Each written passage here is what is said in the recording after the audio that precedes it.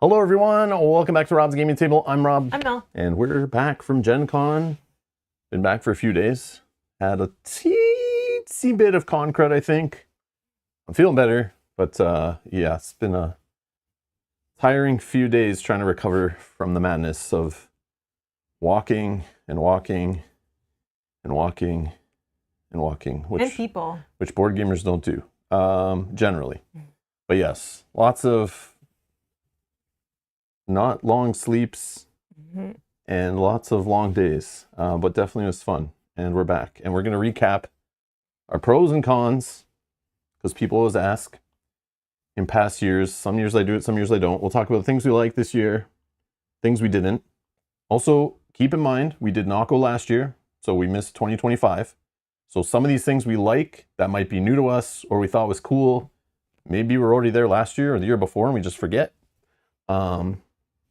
And yeah, definitely some things we don't like that were annoying or that Gen Con could do better, or in general is like just stuff we didn't like, because if clicks on social media and YouTube or anything to tell me, people always want to hear the bad more than the good. It's just a thing, you sickos. So yeah, we'll go with that. Then people always ask, in past years I had my notes, people always want to know like what was the hot thing, what was the hot game, what was the busiest booth or the room or whatever. So I made a quick list, but like I might have forgotten some stuff. I made this list the other day, so we can talk about that. And then we'll go over our game haul. We'll just do our live little, like, throw a bunch of games on the screen on the table here and show you guys what we brought home. Mostly, some of it we dropped off a couple games already to our niece that we grabbed when we went and picked up our daughter. We just like dropped a few games off. So I do not have those games, but they're just like little games that you guys probably don't care about in general, based on what you like to watch on the channel generally. But yeah, we'll just talk over some of the games we grabbed, some family games, medium games, heavy games, games we're going to play on the channel, games we might not play on the channel, and that kind of stuff. But we'll talk about that when we get there. Okay. Welcome to the stream, Hello, everybody. everyone. Hello. Yes, hello, hello. Thanks for clicking the like button and subscribing and all the YouTube junk, I got to say, you know, that stuff. Okay, let's see here. So Gen Con this year, had a sold out crowd. They did sell out a few days before. I guess they increased the attendance cap. And supposedly next year, adding on another 100,000 square feet convention expansion hotel thing that's being built right now, is going to raise that cap even more. So I would assume. So it was a record breaking 74,000. Last year was the record breaking 72,000. For the last like 5 or 6 Gen Cons I've been to, I've been complaining that it keeps getting more crowded every year, and you can feel it. And yeah, I can see why. The numbers keep going up every year. For some reason, they keep expanding, like they're allowed to have more people there. I don't know. I guess I thought there was like a fire code thing based on the size of the convention. You can only go so high, but or they just do the sellout thing for marketing because they see it's cool on crowdfunding to say your item sold, you know, hit crowdfunding goals in 10 seconds and make fake goals.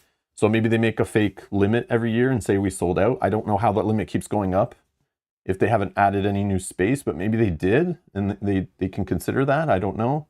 Yeah, because I guess when they consider the space, they are considering the hotels and Lucas Oil and all of the other venues. Yeah. However, though, we have to consider that at some points, not all of those people will be in these external venues, and they could all be in the hall. So I don't know how that works. So I don't know. Yeah, I don't know if people are tracking it somehow and they know, so it doesn't reach like a fire hazard safety limit of something. When we come in, they're not like using like a clicker to like know how many Maybe they people are coming in and out. I don't know if they are. I have no idea. Well, I've never seen. Yeah, who knows? Could be in their pocket. Could be they could be wearing secret glasses that do it. Oh. Like they could have cameras on the roof. I don't know. I didn't really think about it till now. Yeah, but we did comment to each other about how busy it was. Yes, and it we'll felt talk much about that. busier. Definitely more later.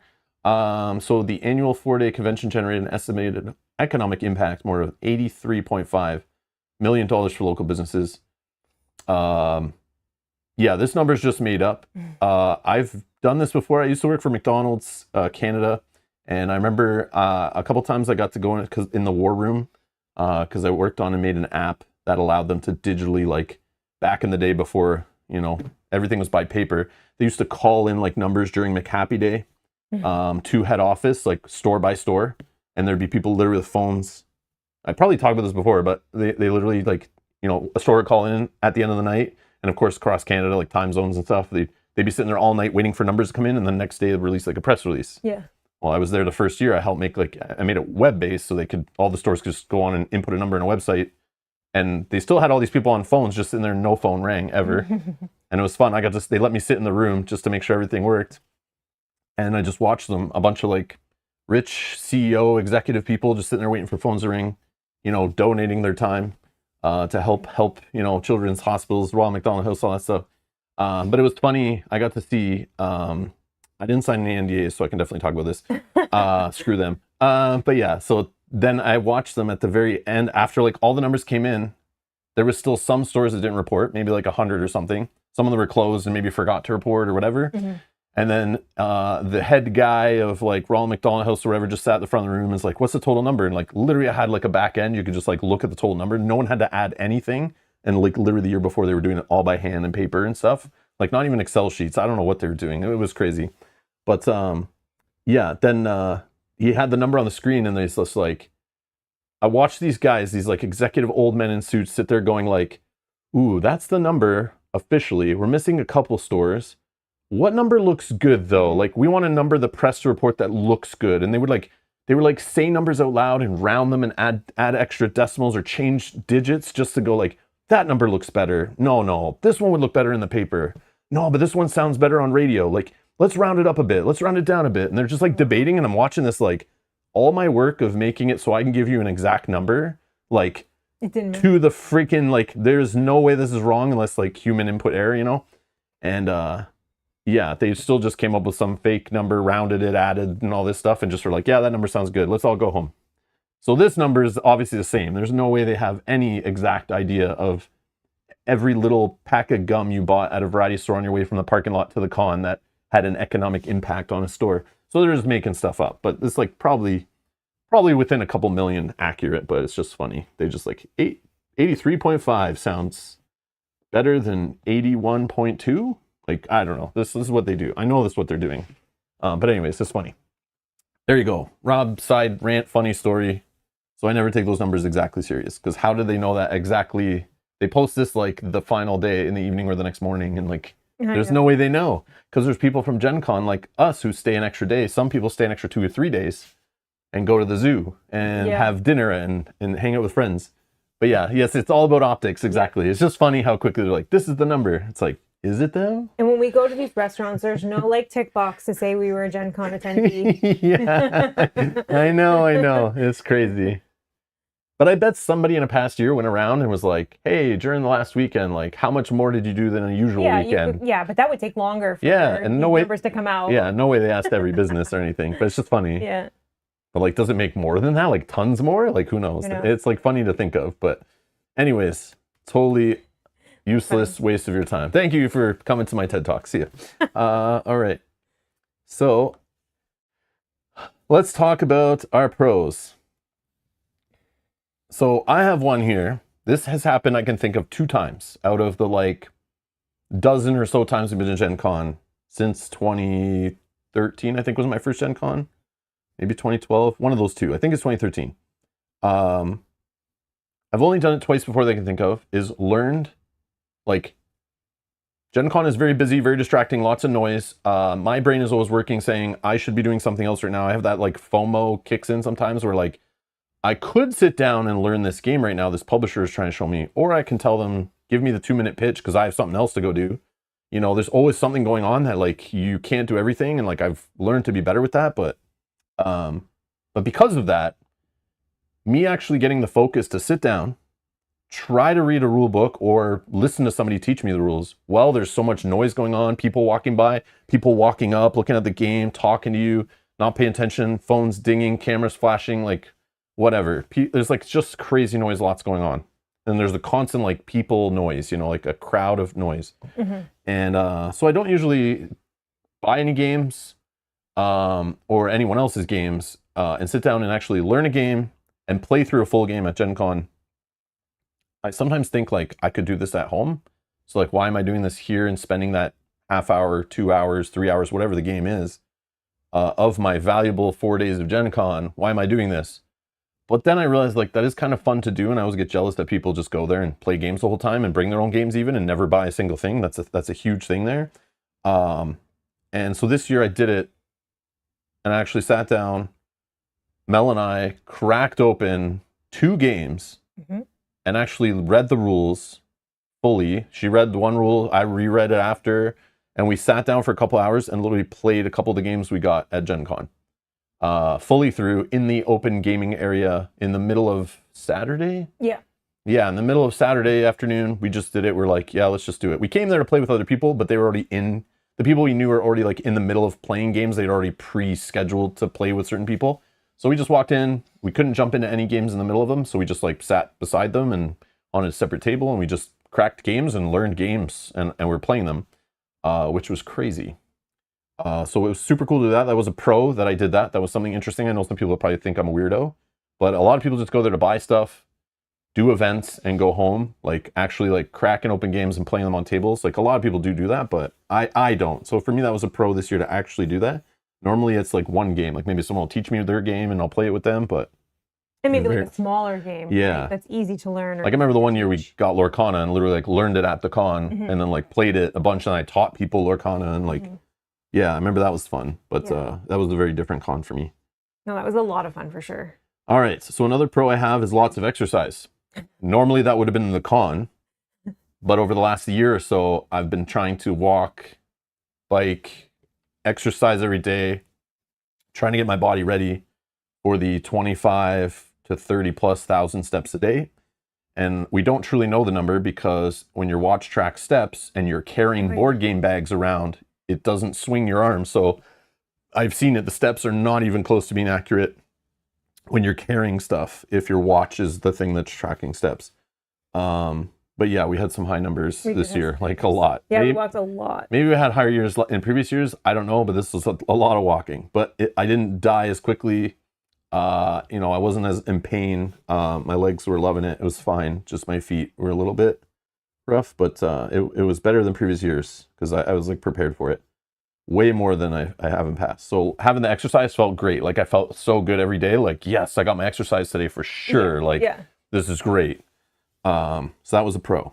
So yeah, if you're looking for a place to just walk around a lot and see stuff, like you don't even know you're doing it. It's just like the day ends and you're like, yeah, I just walked like a ton.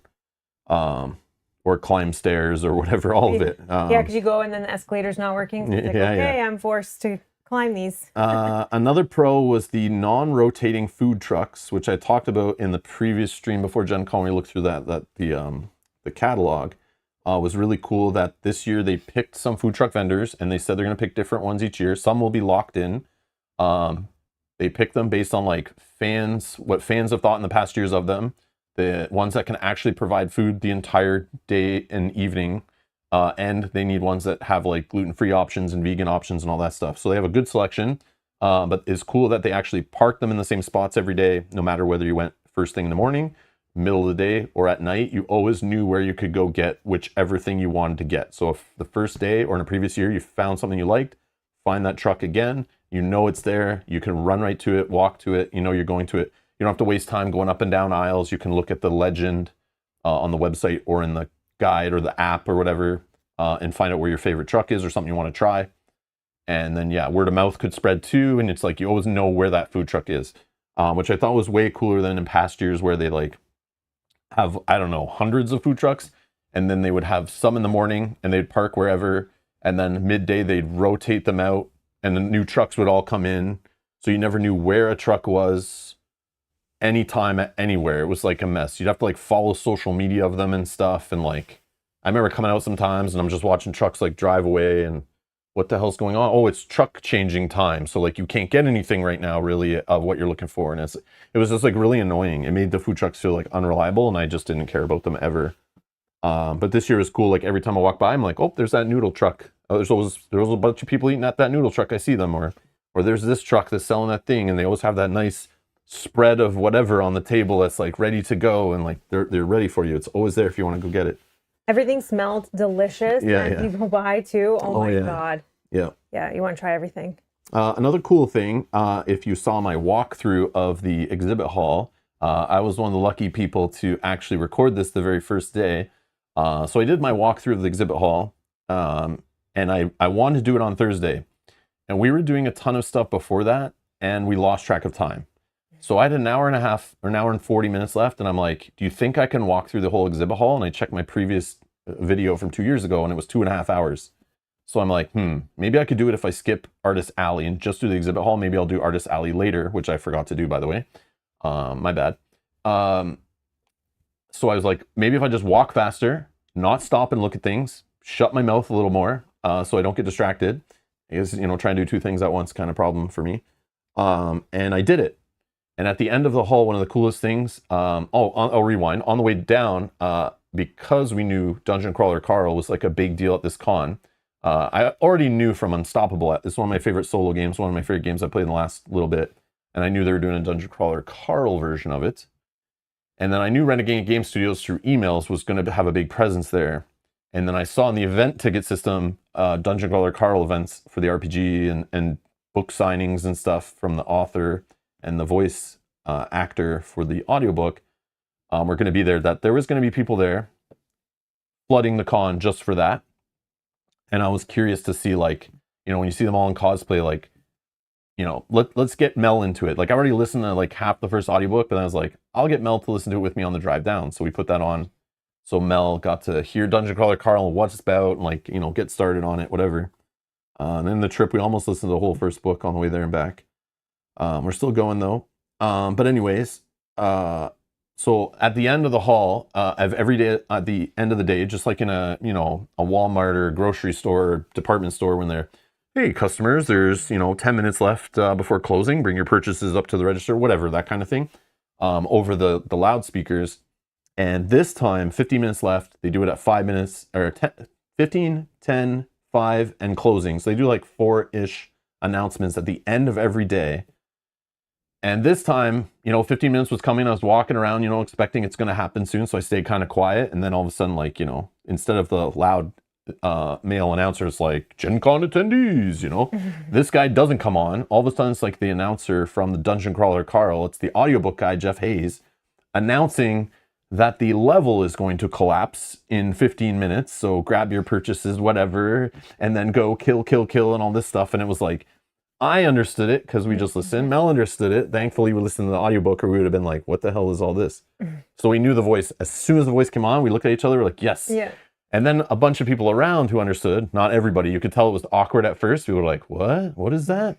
Anyone who doesn't know Dungeon Crawler Carl audiobooks doesn't know what the hell this is. But yeah, then all of a sudden everyone starts laughing and cheering. You can see that in my video that's in the playlist down below. Just scrub to like the last like 20 minutes maybe, and you can hear them all. But he does all the different voices. Like he does like Princess Donut in there too. There's like some funny stuff. And supposedly they kept that going like every day. People are saying it was happening, but we weren't in the hall any other days at the end of the 6 p.m. closing. But it was super funny. That was like a very unique thing because it was like we've heard the other announcement like 100 times. And it's just so normal. We hear it. We're like, it's just, I don't even hear it. Yeah, whatever. I'll get my stuff and leave when I feel like it, kind of thing. But this, all of a sudden, everyone just stopped in their tracks and was like, what is this? Like, what? And it was like very cleverly done. As yeah, well. yeah. Like he thought about it ahead of time. Yeah. It was fun. And it was different each time. So it's kind of cool. Yeah. And yes, the book is very good. No, I really like it. Yeah, and it's just the first one. Everyone says it doesn't get good till book 3. And but I already like it a lot. Yeah, yeah. It's still cool. All right. Another thing, on that note too, was like, it was cool to see, because we understand Dungeon Crawler Carl now, is like seeing all the cosplay. Oh yeah. And all the stuff at Renegade Games booth, and that side room that I did a video of, the Carl Con, was kind of neat to see all the art in there and the games being played and stuff. That was cool. And the pinball machine, they had a Dungeon Crawler Carl pinball machine there, I'm pretty sure, if I remember correctly. Okay, another pro was we found some games that were hard to grab in Canada, and we'll see that when we talk about them in the hall. I should have put that last. There was more game tables. I noticed this when I was doing my walkthrough of Lucas Oil, but I did notice it later too. That there's more game tables to play games on that were in like random halls and rooms than I've seen before. And like before, when I walked through Lucas Oil in past years, or like anywhere in any hotels and all that stuff, there's like less and less things in the hallways. But this year there's like more little vendor booths everywhere out in the hallways, and just more random tables to play stuff on. Mm-hmm. And even Lucas Oil, like the stadium floor, felt like there was more tables in less empty space on the floors. So it just felt like there was more people playing games on tables, not on floors as much. Yeah. Not playing games on the floor because there's actually tables everywhere or chairs everywhere, like to play like werewolf games and stuff. They were just like everywhere. So it seems like they're paying for more of that stuff to have tables put out for people to play on. Another thing that's not really related to Gen Con, but for us it's like kind of awesome, is there is now a Buc-ee's on the way to Gen Con. It's just like 20 minutes out of the way for us, and we went to it on the way home. It was the first for us. Yeah, it was the first for us. We've been looking for it last few years. We've known of Buc-ee's, but there's been none that are close to us at all. No. On any of the trips we go on. And it's like, this one finally I Googled it and was like, let's see. Oh, there's one in Ohio. Okay, let's go hit that on the way home. We didn't do it on the way there, thankfully. Yeah. We did it on the way home. And yes, they are huge gas stations that are like Americanized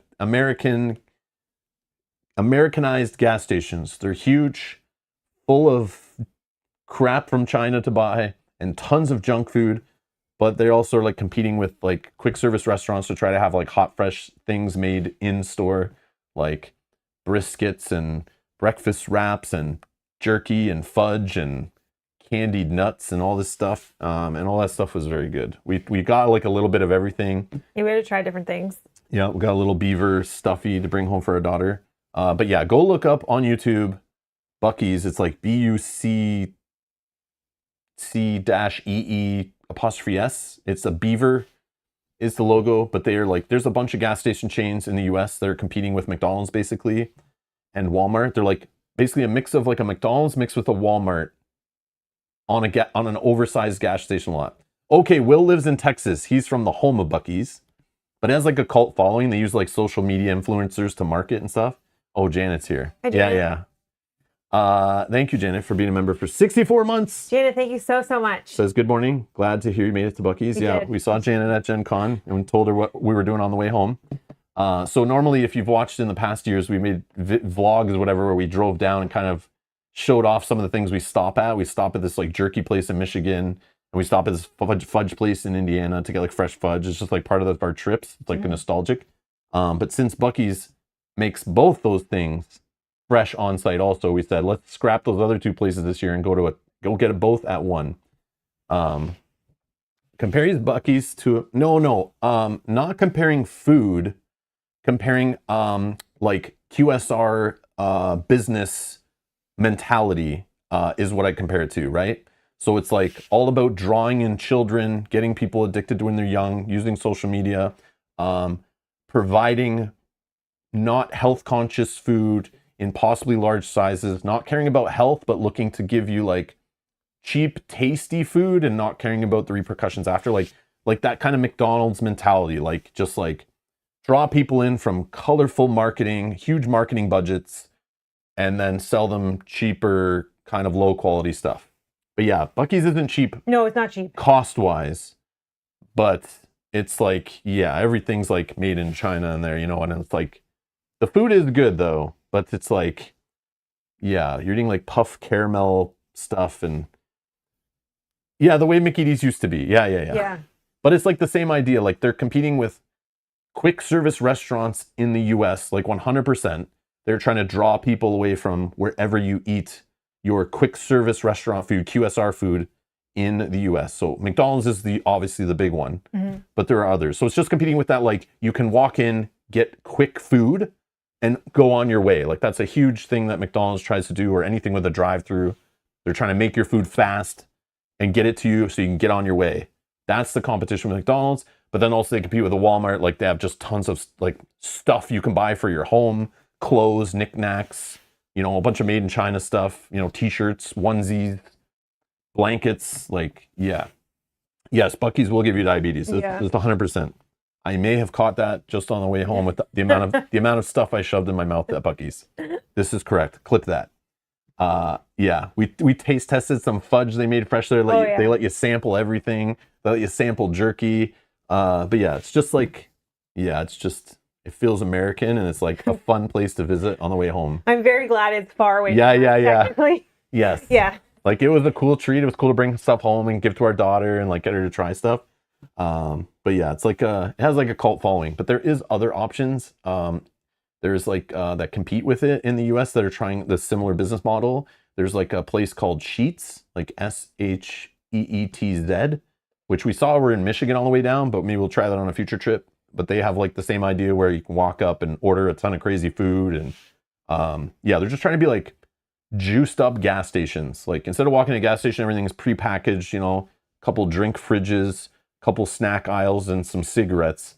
It's like they're trying to be like, you can come here for like souvenirs, clothes, food of all kinds. Like you can stop here for your meal and get those snacks and souvenirs and things on the way, not just part of it. Like you can't go in and usually most people don't think of gas stations as a place to go get a fresh sit down meal or like, you know, get some custom food made and whatever. Yeah, but what is really good about it is when you're traveling and you're trying to be fast, you're trying to get back on the road to continue your travels, everything is like ready already. Yeah. You don't have to like order anything and wait for it to be made. Yeah. You can run to the washroom, get your gas. Yeah, yeah. Like, just we were quick run in and out. Grab your stuff. Yeah, it was very efficient for how Everything's quick we were in. Yeah. They do have their own like soda flavors. Like yeah. they have like 100 little soda machines ready. So like you never have to wait to use a soda machine. Yeah. And the cups are like, you know, $1 for like it's like a bucket. a bucket of soda, of course. Yeah. But somehow it still fits in the cup holder. I don't know how they do that there.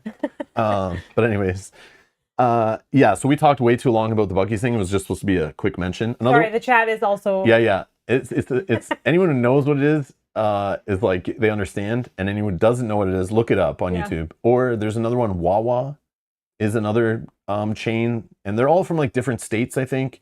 And they all kind of compete with each other, but they're all spreading out across the US. So that's why every year I kind of look to see what's on the road on the trip, because we don't have those in Canada. No. So it's just something fun, like Americanized, that we can just do to be like, we are not at home. Because most things we visit in the US are like, oh, we already have this at home. Like, yeah, you know, we live on the same continent, so a lot of things cross over.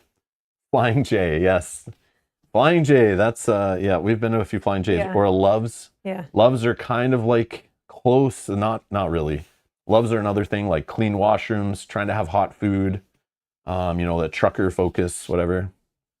Anyways, none of this is really related. This isn't relevant to Gen Con. Yeah, this is fun just for us. But it is though. If you drive to Gen Con in the future, you're coming from out of state or on the way, whatever, check for a Buc-ee's. Stop by there if you haven't. It's just, but we'll go watch a video first. There's tons of, you know, they use lots of social media influencers to market, so you can see all the different foods and items, and there's like channels that literally just go check the Buc-ee's every week and let you know what new like junk is in the store to buy. Because they like rotate, their t-shirts are local to the store. There is people who literally have checklists and visit every Buc-ee's to collect the t-shirts and the little stuffed animals or the mugs that are specific to each Buc-ee's location. Yeah, it's crazy. But yeah, still it's cool and interesting and fascinating. So we stopped there. I would never, I don't think, go out of my way to just go there. But if it's on the way somewhere, I definitely would kind of like, is it too far out of the way? Is it worth it? You know? Yeah. Because damn, that brisket was tasty. So good I got two. Anyways. All right. The second best thing, this is definitely the second best. There's one thing that's better, but they're kind of similar.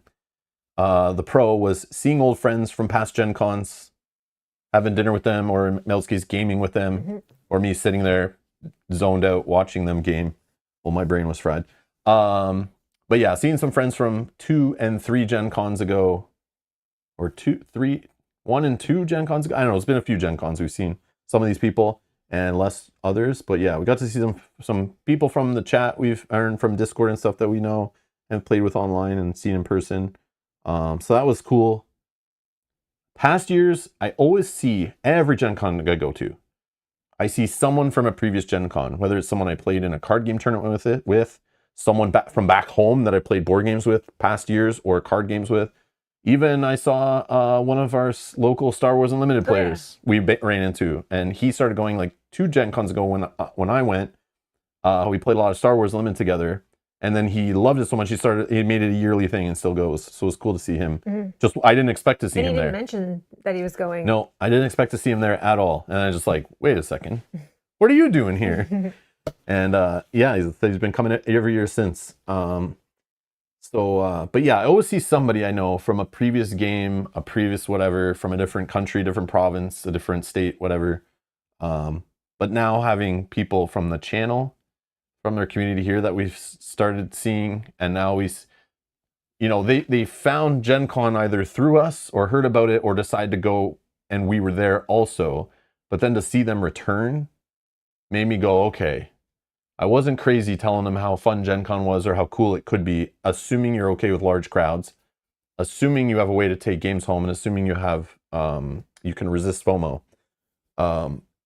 It can be a fun place. So it's cool to see those people coming back, and those people also setting up gaming with previous people. It's like, I always talked about that before, was this one of the coolest things at Gen Con is that idea of like friends who like maybe knew each other or game together in person, who maybe moved away from each other, or people who only play online. Yeah. And it's like their one time a year they get together and like just spend like a ton of time together gaming or hanging out or seeing each other in person. And it's like that thing that like North Star that like connects them. So it's cool to see that people come back together for that. Thoughts on that? Yeah, I think it was so much fun. So I was lucky enough, as Rob was doing some of his filming on the last day, I met up with Janet and her husband, and we just chatted and we gamed, and it was such a nice time to be able to just do that away from, like, we were in the gaming JW Marriott where they have like some gaming tables. It was quiet on the Sunday morning. It was such a nice time. I just want to say it was so nice to be able to do that. So I see some, Jose is asking, curious, the road, how the road to Gen Con itself was for you too. Like, how many hours did you drive? We drove, and it was about 7.5 to 8 hours, I want to say. On the way home, it was more because obviously we stopped at the Buc-ee's and we went out of our way. So it was maybe like probably 8.5 or something total. It's still faster than we thought it was going to be. Oh yeah. We stopped at like a Target, just like we do in previous years, on the way home this time, just to see what board games they had and grab some stuff for our daughter and whatever. Because we don't have Target in Canada anymore because I won't go on about that. We did at one point for a very brief time. Another YouTube series you can go look up is watch how Target failed in Canada. Yeah, anyways. It's fascinating. How many kilometers and miles? Not sure. But it was just like eight hours. Yeah. Of course, in Europe and stuff, you drive 8 hours, you see 4 different cultures. Yeah, for us, it's like, I can drive 8 hours and still be in my own province. Yeah. I can drive like 20 something hours and still be in my own province. But I also could drive like 5 to 6 or so and all of a sudden get to Quebec, and it's like, yeah, that's quite different. Or like 1.5 and be in the US. Yeah. But that's still like, it's not, I don't know, the culture is like different, but closer than, yeah. Figured it was 8 hours. I have family that lives in Grand Rapids, Michigan. Oh, okay. Yeah, understood. I know where that is. Yeah. But next is, related to seeing people, the best thing, I'll let Mel talk completely about this, and I'll add my stuff at the end. Okay. This is my like number one highlight of my whole Gen Con. Yeah. So we'll go back a little bit. So we were trying to figure out some things to do with some of the people from the channel, and we were kind of chatting. Specifically, I was chatting with Janet about what we could do that would just be fun for us. And I kind of came up with the idea of doing an escape room. So an escape room is something that I have never actually done, like an in-person one. We've done all of the escape rooms in a box and like those kind of ones, or like the little puzzle games. But I've never actually done an escape room, and I was so excited. So then Janet was like, yes, this is a great idea. So we started planning it. So through the Gen Con site, they have ones where they're kind of like pop-up escape rooms where they bring everything in to Gen Con. They set it up in an area and you kind of go through it. But they also have a escape room that's about, I don't know, a block and a half away, maybe 2 blocks away, that is connected. So you buy your tickets through the Gen Con site, they scan your badge, like it's all done through the website. So I was like, I think I want to do that because I think that will be the best experience because that is what they do. So I started to go through, and I hadn't asked anybody about their escape room experience. So I just kind of looked at which one did I think would be fun theme-wise and we would likely be able to get out. Because obviously the fun is also to be able to escape the escape room. So they had some very, very hard ones ranging from like only 5% of people get out to a few that where it's like a 50-50. And I was like, okay, 50-50 sounds good. So we booked one that was a, you can kind of more talk about the theme of it, but it's more of like the fallout. You're in a bunker, you're trying to get the oxygen you need to survive, and you're trying to trade with other bunkers. It was, I will say, the best experience I've ever had. I had so much fun. I could not stop talking about it, probably for like a few days. I'm still even talking about it with some of my colleagues at work. There's one colleague that I have that has done escape rooms like locally to us. We were just talking about it for like our whole lunch break the one day. I had the best time. Yeah, it's definitely, I was going to do that newspaper bit the whole time you're talking, but then I'm going to realize, wow, she's going to go on for a while. I can't keep this going forever. It's going to be like, oh, finally you're done. Sorry. But yeah, anyways, I was just trolling a bit. And Mel didn't even crack. I thought she would start laughing and like, no, I wasn't even slap looking the paper at away. It. I was just like, it was the most fun I ever had. I was so excited.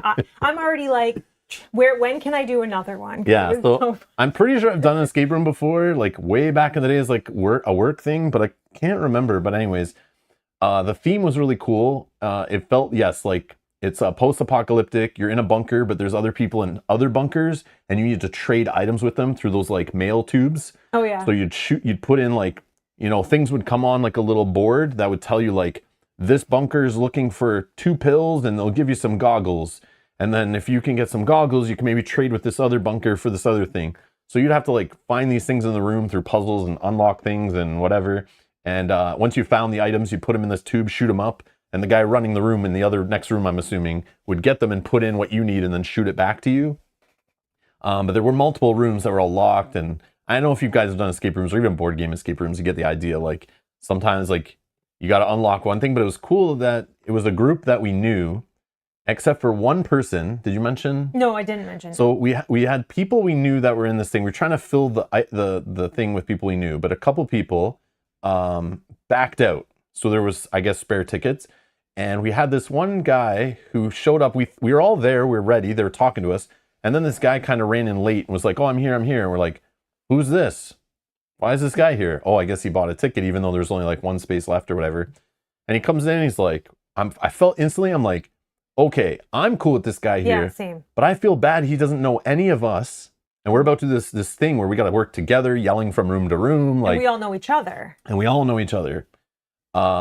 And this guy that none of us know comes in, but he's super outgoing, super funny. His name was Mike. He ended up being hilarious and awesome to work with. He fit right in, like no problem.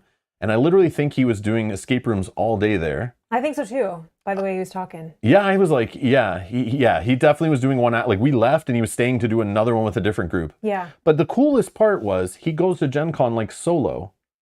And he just does stuff, whatever, with people. Like he's that kind of guy who's like cool just to meet a ton of people. He like memorized all of our names like really easily. Like he had a little system that you can remember all of our names. Thankfully, we only need to remember one because I'm so bad with names. But yeah, it was cool. And it ended up being really fun. The whole teamwork, working together, lots of laughs, lots of silliness, lots of things happening, screams and jumps and yelling. We're yelling at each other from like across the room. And you have time, but literally you start with only 10 minutes you have, and we would all die if 10 minutes ran out. We'd run out of oxygen. So you could find little oxygen canisters to hook them up to a machine and a purifier thing to then buy yourself 10 more minutes. And it was on this screen that would show like your life support and this meter was going down. And if it ever ran out, you just lose. But if you could find all these canisters and get all these machines working, you buy yourself the full 60 minutes to get it done in time. And it was real cool when it would get down to like one red bar left. We'd all be screaming and running and like, oh my God, we're going to die. We need to get this done. We got to figure this puzzle out. And we're like, I got the lock open. What did you get? Oh my God, put it in the tube. Send it up. We got to trade. Go. And we're like just freaking out. And then it was cool at the very end. It was super thematic. The guy then opens up the door. Like we get locked in. And he just opens up the door and is like, all right, you survived. We can now go to the surface. Like, like we're underground and like you made it. You survived barely, that kind of thing. It was fun. They even had, the lights were very dim too. Oh yeah, so it was really dark. Seemed like you were like underground, like just barely surviving. It was, it was very cool. Yeah, the theme was cool, especially if you like recently watched like Fallout and that kind of stuff. It felt very like steampunky, Fallout, futuristic, alternate reality, kind of like survival, it was neat, very neat. And what was cool was everybody that was there was gamers. So everybody kind of used their different gaming experience or gaming brains to figure out different puzzles or to be able to do different portions of the room, which was so cool. Yeah. It was definitely, that was a very cool thing. It probably was my favorite thing of it, but it kind of goes together with like just seeing people that we've seen previously. Yeah. Reconnecting at Gen Con. Yeah. That was definitely tied to that. But yeah, it was cool. Mel put that together and kind of like organized that, and that was neat. Yeah. And it worked out really well. Yeah. I was worried like people wouldn't have as much fun with it and stuff. Like, but yeah, it's basically just playing like a life-size board game and like cooperative life-size board game, and it worked perfect. Yeah. But definitely I would recommend, based on the escape rooms we saw on site that we've watched videos for or seen happening in Gen Con, there's portable ones. There's companies that bring portable ones that set up in the cons or in rooms. Yeah, and that's what I was saying. Oh, you did say that? Yeah. That we tried to avoid though to go with ones that that was their job. Like they run escape rooms all year round, and they just partnered with Gen Con. Yeah, but it was actually going to their physical location that you could visit any time of the year. Yeah. So if you're in Indianapolis area, go visit Escape Rooms USA. They have some cool rooms there. You can, I think they have food there and pinball machines and stuff. Well, you could go early and like hang out and socialize and buy food and play pinball while you wait for your room to be available, kind of thing. Yeah. It was neat. Definitely a cool little business setup. And it was literally only like a block away from the con. Yeah. Or 2 blocks, maybe. I think it's a block and a half, 2 blocks. Yeah, so it's just like you haven't left the con. Like everyone on that street and at all those restaurants are all wearing Gen Con badges. Like and they scanned your badge. They had pins. They had the little ribbons that go on your badges. It was all like Gen Con. All right, now for the part most people care about is the cons. The cons of the con. All right. One thing that's really pissing me off that made me literally like I was in the car swearing multiple days. Especially the first couple days when there's like the Thursday and Friday where obviously we're in a major city, there's rush hour traffic. We understand this. We try to beat it by going in early. And we've been there years when our highway drive from our hotel, which isn't long, we usually stay within 10 to 20 minutes away. Maybe 15, 12 minutes is what our hotel is away. 12 minutes-ish is where our current hotel was. But obviously add in rush hour traffic, okay, it adds a few extra minutes. And it usually only adds a couple. But for some reason, Indianapolis, and they are like a connecting hub city. They're like, a Midwest city where like all these interstates all connect and surround the city. And, people pass through there all the time. I forget what they call it, like a hub city or something like that. But every year, it feels like every year, there's like highways under construction, highways closed, exits closed, pylons everywhere. Nobody doing any work, but there's pylons everywhere. It's like, construction.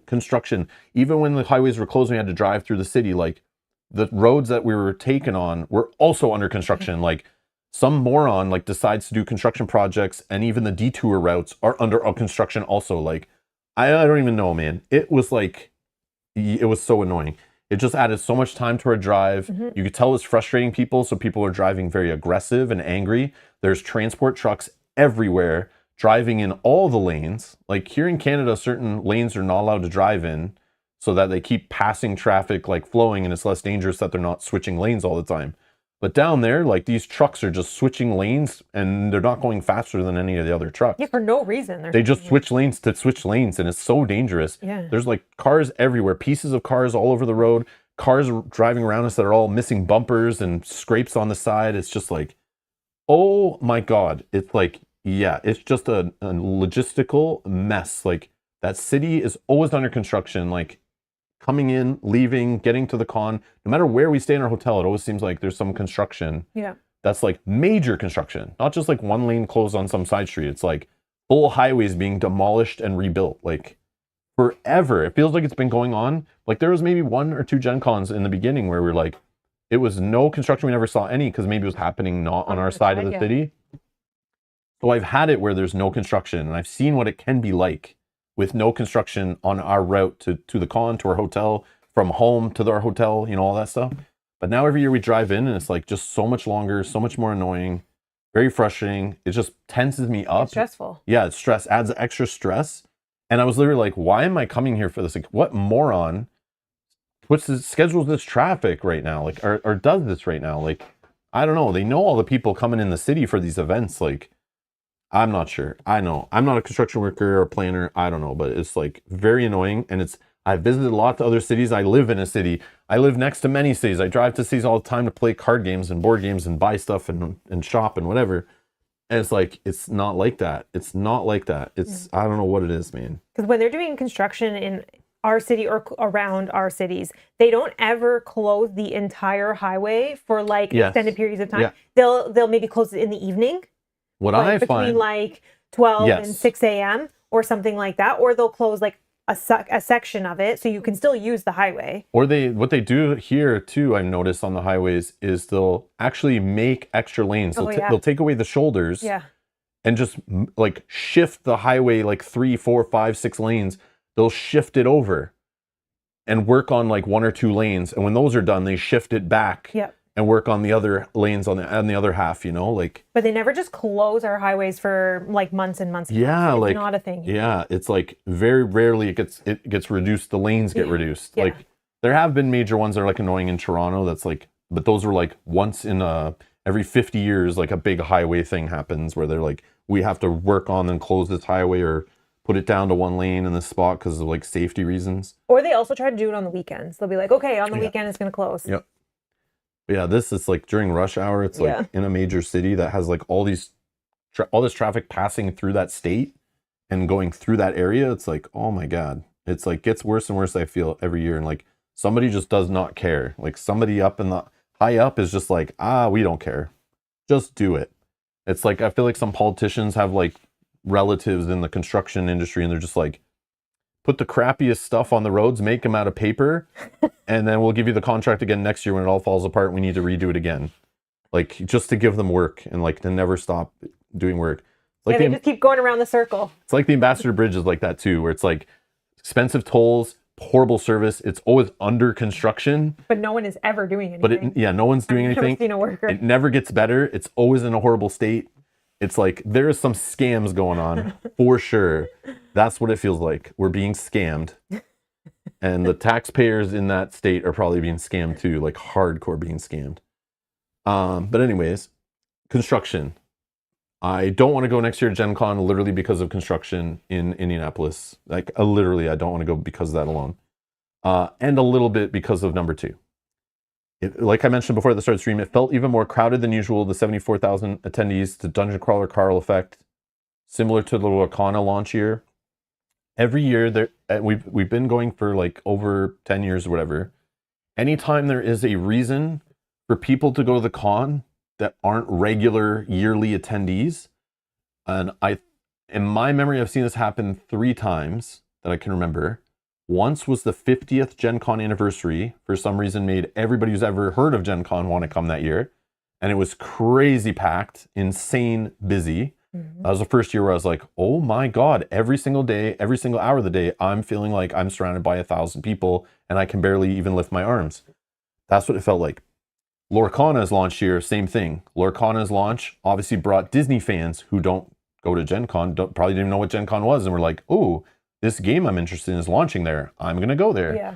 And it created crazy madness there. Tons of people who aren't normal Gen Con attendees who then also don't understand the flow of Gen Con, what's going on in Gen Con, how to walk through Gen Con. So it just felt like it made like things crowded and same with this year for Dungeon Crawler Carl. I'm assuming a bunch of people who love Dungeon Crawler Carl wanted to come get books signed to meet Jeff Hayes, Matt Din, however you say his name. And yeah, it just brought extra people and you could feel it. It just obviously made it more attended from non-Gen Con attendees, which I believe when you're crammed in the exhibit hall, there are people who maybe aren't used to going to cons who don't understand how to like flow through lines and how to like approach booths and, you know, move around a con, who just kind of like create bad traffic flow walking around. So yeah, it was hard to visit booths. There was no empty aisles, I felt like. There was like maybe one near the end of the day where normally in past years, if I would go through the exhibit hall sometimes to shortcut to take games back to our car to get to the block party or something, because I know I could walk in certain aisles that were not busy, where those publishers maybe weren't the most sought after, or it was like craft aisles or artist alley where you could just cruise through and it's wide open. And you could go in one exit on one side of the hall, cruise through it like a zigzag through going through the not busy aisles and get out the other side. This year they had some exits that were blocked because of other construction trying to connect the new hotel to Gen Con. They closed off a bunch of entrances to the hall. So that made it kind of awkward. But the hall was so packed, even Artist Alley was way more packed than past years. And we tried to like walk through there and it was just like, oh, this is crowded. Let's walk around. Oh, let's go to the back wall and walk along there. Nope, crowded. Just like everywhere's crowded. We're stuck behind people all the time. Very busy no matter what hours of the day. So yeah, it was hard to move around. You get caught in what I call smell traps, where it is very hot and humid there, at least a couple of days it was. And some people maybe stay up a little too late playing games, or, you know, maybe don't want to wait for their buddies that 6 of them that share a hotel room and a shower. And they're like, I got to go to an event. I don't want to shower this morning. So they kind of just get in a hot, you know, they're hot and sweaty and maybe not freshly washed.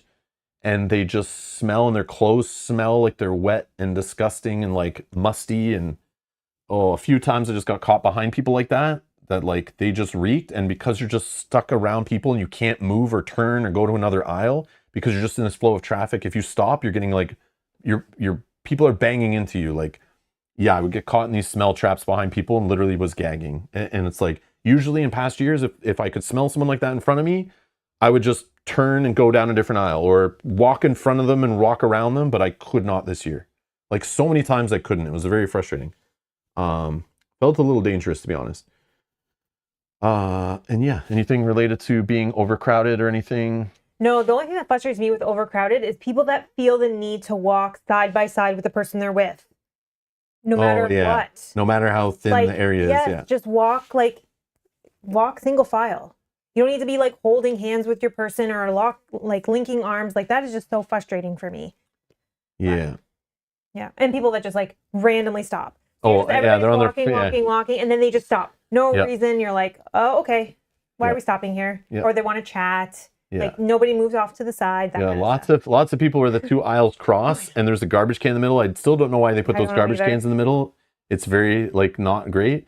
But then people will stop at those garbage cans and put their bags on it and then start having a chat with people in the middle of an intersection. Like, I feel like they need like, honestly, like a light system where it's like, this aisle can go now. Yeah, like a train track where it like comes down. Yeah, where it comes down and it's like, okay, this aisle can pass now. Then they go up and the other aisle can cross now. Like, they need like a traffic cop at like a few of the intersections in the middle of the exhibit hall. Or it needs to be like one ways. These are the up aisles, these are the down aisles. That could work. That could work. Like the parking lots that they have at Walmart. Yep. Yeah. Okay, that also leads into another con is bottlenecks and poor flow in various hallways where crowds were just dead stopped. Okay, one thing I noticed. So very annoying. Anyone who's at Gen Con, you probably had this happen this year, and this doesn't normally happen to me, is like we would leave the exhibit hall when it's closing at the end, and then we'd walk out in the hallways, and Gen Con, for some reason, they just like allocate a ton of space for like belly dancers and concert stuff and cosplay pictures and I don't know, whatever else was out there in the middle of the most traveled walkway, but outside of the exhibit hall, just inside the building. So everyone coming from multiple exits of rooms across the hall on both sides and people just passing through, all of a sudden just converge into the same squeezed in space. Like the hall is wide enough that it could handle all of this. But because from the wall is a stage, and then in front of the stage is a room, an area roped off for dancers and musicians and stuff. I don't know, or the people watching them, I'm not sure. But they've thinned the hall down, and then they put also ropes on the other side to allow people to come in and out of the rooms. And on the rooms on the other side where the publisher rooms are, they also have big displays above the doors, which also push out from the wall. And it basically just thins the hallway down to like half or less of the size it normally is for that much traffic, which just created these bottlenecks where people just stood in front of each other and were yelling at each other, like, get moving, move, get out of the way. And nobody could move. So it's just this crowd pushing each other back and forth. Like somebody's going to get trampled in that. It was so like, I'm sitting there like, what moron that works at Gen Con doesn't understand the flow and safety of large crowds of people at certain times and would book belly dancers in the middle of the hallway, like dangerously, where people literally were knocking down their ropes and walking through like, screw this. And like, they could have walked over kids that were sitting there watching this music happen and stuff. Like parents had kids on their shoulders, could have easily been knocked over. It was so stupid. I'm at Gen Con like 58 or 59 or whatever it is this year. and like some moron, like there was multiple areas that were like this though. This is just the one This is main the one one that where I was was the like, oh my God, there's literally like 1,000+ people trying to go east and 1,000+ people trying to go west and through like a tiny hallway. It was like, oh my, yeah, it was a mosh pit. It literally felt like a mosh pit where it was about to get violent. Like people were getting mad, like because they wanted to go. They were like hungry. It was dinner time. Like they left the hall. Like some people are just passing through. There's like cosplayers with their big costumes trying to get through, and they're just getting like pushed around. But yeah, it was very stupid, and it happened multiple days in multiple areas. I was just like, wow, like this one was nightmare. 100% poor planning because they put the section right in front of the dungeon crawler Carl room, which was also lined up. Like people were in line to get in there, so there was like a line that was forming because everyone was trying to get around. It was a complete nightmare. Yeah, it was so dumb. I was like, who planned this out? This layout, sitting somewhere on a computer months in advance was like, oh yeah, we can put this here. We got some space. It's like, do you not go to Gen Con and see how it works? Like, I could have told you it's a bad idea to put things that way in that hall. Like, there's also the escalator that comes out there too, that also comes out and thins that hallway down there. It's like, yeah, you can't have anything in that hall. Like, keep it clear, keep it safe. Like, I noticed they also added police there the one day where through that one tunnel nearby there that was thinned down for the construction for the hamster tube. That area also got tight and dangerous, but then they put police on both sides there to make sure people were going in single file and being safe. And not the first day though, but later they did add police there to make sure like people were flowing and not getting violent. But then we realized that we could walk outside. And it was... But outside, everything's under construction. The roads are closed and the sidewalks like thinned down. But down that path, it wasn't as bad. Yeah, it's pretty nutty. Like construction even at the con was creating problems, not just in the streets, but But I understand they're doing construction there to make it bigger. But I know they'll just add more people, so it's not like it'll solve the problem. But yeah, poor flow. Yeah, they seem like they're going backwards with the planning there and like adding more people, but not planning out that you're adding more people. Yeah. One thing was personal, and I mentioned this before the con, was no real must-have games. This was the very first con where I did not have a plan of attack. I did not show up 2.5 to 3 hours before the hall opened on the first day. I did not get to the very front.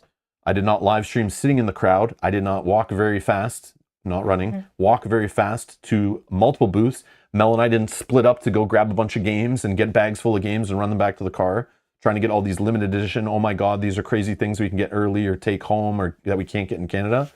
I literally just went down to the con the first morning and was like, I kind of want to be there when it opens, but I don't really care. Doesn't mean there were bad games there. It's just nothing crazy that I couldn't already order at home. And before even leaving for the con, we ordered like 4 things that I would have definitely in past years bought at the con. Yeah. But I knew they're coming out here within like a week or already came out, or like, I don't really care about the promos or paying more at the con for them and taking them home. So I just didn't care. And even some of the games that were there, I knew I would be able to get later, even if it's weeks later, months later. I'll just buy them at home. Like, why am I lugging them to the car and driving them home and paying more to get them from the publishers directly? Yeah, we also knew we didn't have to run for them because they weren't like, they wouldn't sell out over the course of the... Yeah, so we did purchase games. Yeah, we purchased games. But nothing we had to run for. But yeah, that was a con. It was like the game quality is, and I heard this of last year too, and last year was mentioned that it might be related to the tariffs of manufacturing games, getting them shipped to the US and stuff, is like a lot of publishers aren't making their big, awesome games right now. They're holding them until the tariff stuff gets figured out and maybe the political regime changes and stuff like that. But yeah, even like the best games of the con, when you compare those to like other games, there is a lot of mediocrity, like very mediocre games that like, okay, this game looks awesome when compared to what's available at Gen Con. But when you compare it to like what's been released in the last few years, or even in your own collection at home, you're like, ooh, some of these games are like, they're not really seem like they're advancing. They're very much like just okay. Like they're not blowing my mind. But yeah, but it's still fun stuff to grab there. The price of things, like badges keep going up every year. I put a lot of things seem more expensive, but that's generally like the world right now, I think, or at least where we live too. Everything's going up in price. But I still don't get sometimes why, like we've been going to Gen Con and they're still using the same hotels. They're still using the same Lucas Oil. I don't think they've added anything technology-wise. It's still the same app, still the same website, still the same books. Like, I don't know, maybe they hired more employees or something. Maybe they started paying their volunteers somewhat. I don't know, but they have a lot of volunteers.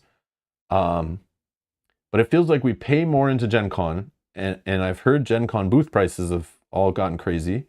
And I see that Gen Con booths have started popping up more and more hallways and places, and more publishers have private rooms in more places in the stadium and in the building.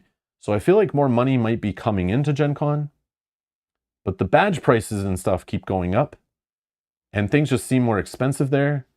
And I understand the publishers, if they have to pay more for space, their stuff goes up, so like less deals. I just felt like, and maybe I haven't been there in a couple of years, and since 2 years ago, but it just feels like it's like very much getting like way more expensive to go to Gen Con and buy things there. And yeah, just even badges and event tickets, some of the events we looked at and some of them we did, it's like the price of them, and you're not really getting anything for them, and they're very short, and they're like quick demos of like, here's a couple of turns of this game we're marketing to you, but you pay us for it. I don't know, it just seems like a lot. I don't know, for like a big marketing spend. It's like the companies spend this budget on marketing, it's meant to just like, but they also take in a bunch of money, like charging people 10, 20, 15 US dollars to like try a game for a little bit, and then walk away with nothing but a little card that tells you order our game online. Yes, Minion, you have to pay for the demos, not necessarily the demos that are in the exhibit hall. Yeah, in the exhibit hall, you can walk up to a table. Usually, some publishers do full playthroughs at their booth and have like times where you can come up and get taught the game. But usually, you have to pay for an event ticket in an event space or an event room. You have to pay money to sit down and try a game or be taught the game. Yeah. And I understand they got to pay their employees and they got to rent that space and all that. But again, that's like marketing. Like, you're here to like get your game and in front of thousands and thousands of people. Like, thousands of people pass by these rooms that have giant banners of what this game is and all this, and they're in the book and in the coupon book and on the side of bags and everything.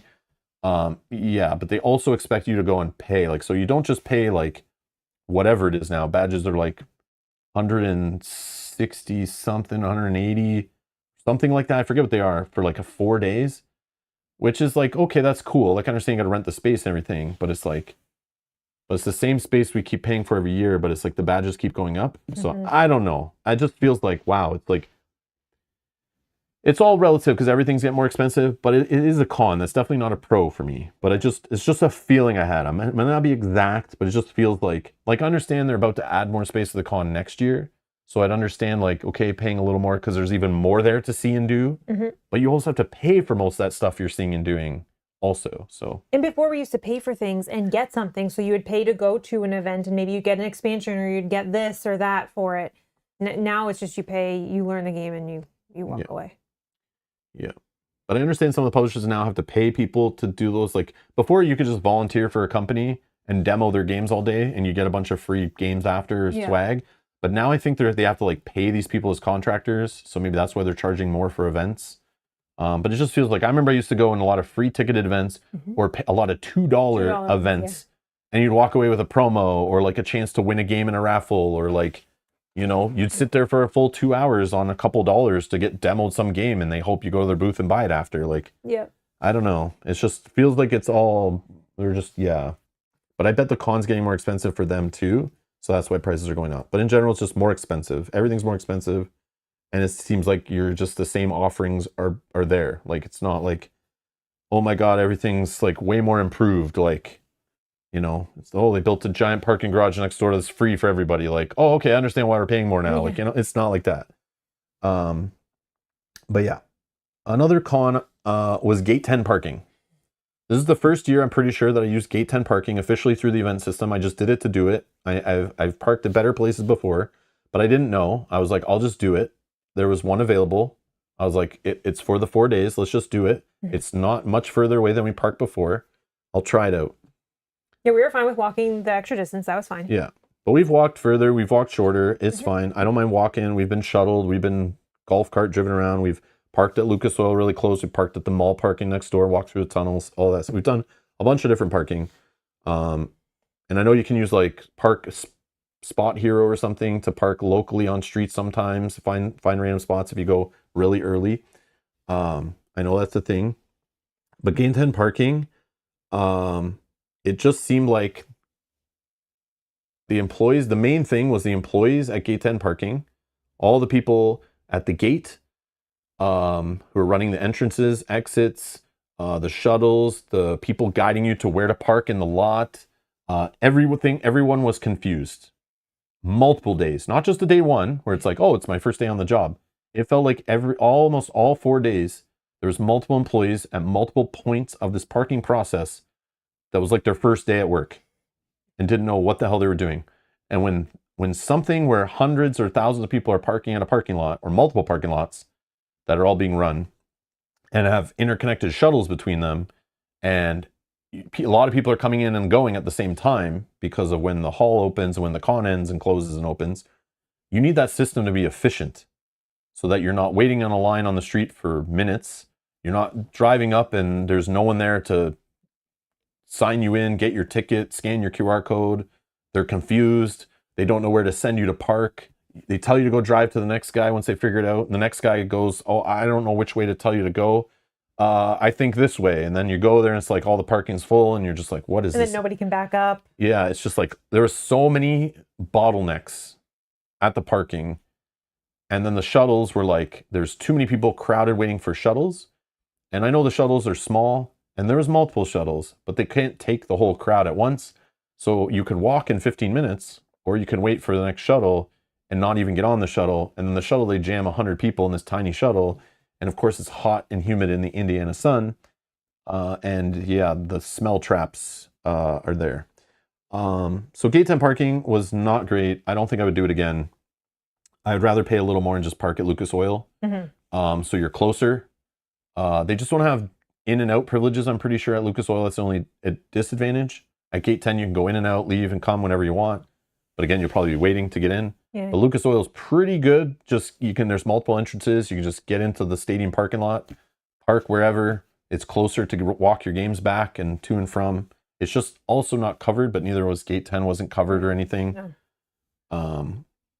We don't usually leave and come back anyway, so that for us is not a problem, but I understand if you did want But if you're staying downtown and you want to like go out for dinner and come back and drive, wherever. It might not be the place for you. Yeah, Gate 10 parking was like, for being the official Gen Con parking for years, they just act like so many people there didn't know what was going on. Yeah, it was lost, not efficient. It was okay for the money, I guess. But yeah, it was like, I don't know, man. It was not what I was expecting it to be. And they do Gate 10 parking for sports events that happen down there. They should know what they're doing. They literally have the parking lot of like Lucas Oil Stadium and the convention center for all other things that happen all year. Like it's not just Gen Con. And like it's like, I'm sure, I don't know. But Mike in the chat says, Gate 10, my first year was awesome. The next year was a shit show with carnies as employees. Nothing against carnies. Yeah. So maybe there are some good years, bad years. Yeah. Maybe they changed ownership or something. I don't know. But yeah, it was, I don't know. They're not, I have nothing to compare it to because I've never used Gate 10 before. But yeah, we can only compare it to our previous parking spots. Yeah. But yeah, I don't think I would do Gate 10 ever again. But maybe they'll get better in the future. Or it was just an off year. Okay, one thing I need to complain about is Hot Box Pizza. I've heard it's not the best pizza, and I know it's not the best pizza. No. But what I do know is they make the official Gen Con pizza, and me as a tourist, I have to try the official of everything, and it's kind of like a souvenir thing. Yeah. It's like part of the Gen Con experience at this point, just like the Gen Con official beer, that kind of stuff. There's official Gen Con yearly dice, Gen Con swag that's unique to the year that the people collect. But Hot Box Pizza this year actually had a pineapple pizza, and it's like a funny meme thing going on the channel. I love pineapple on my pizza. Mm-hmm. More than half my audience probably doesn't like pineapple on a pizza and think I'm the devil.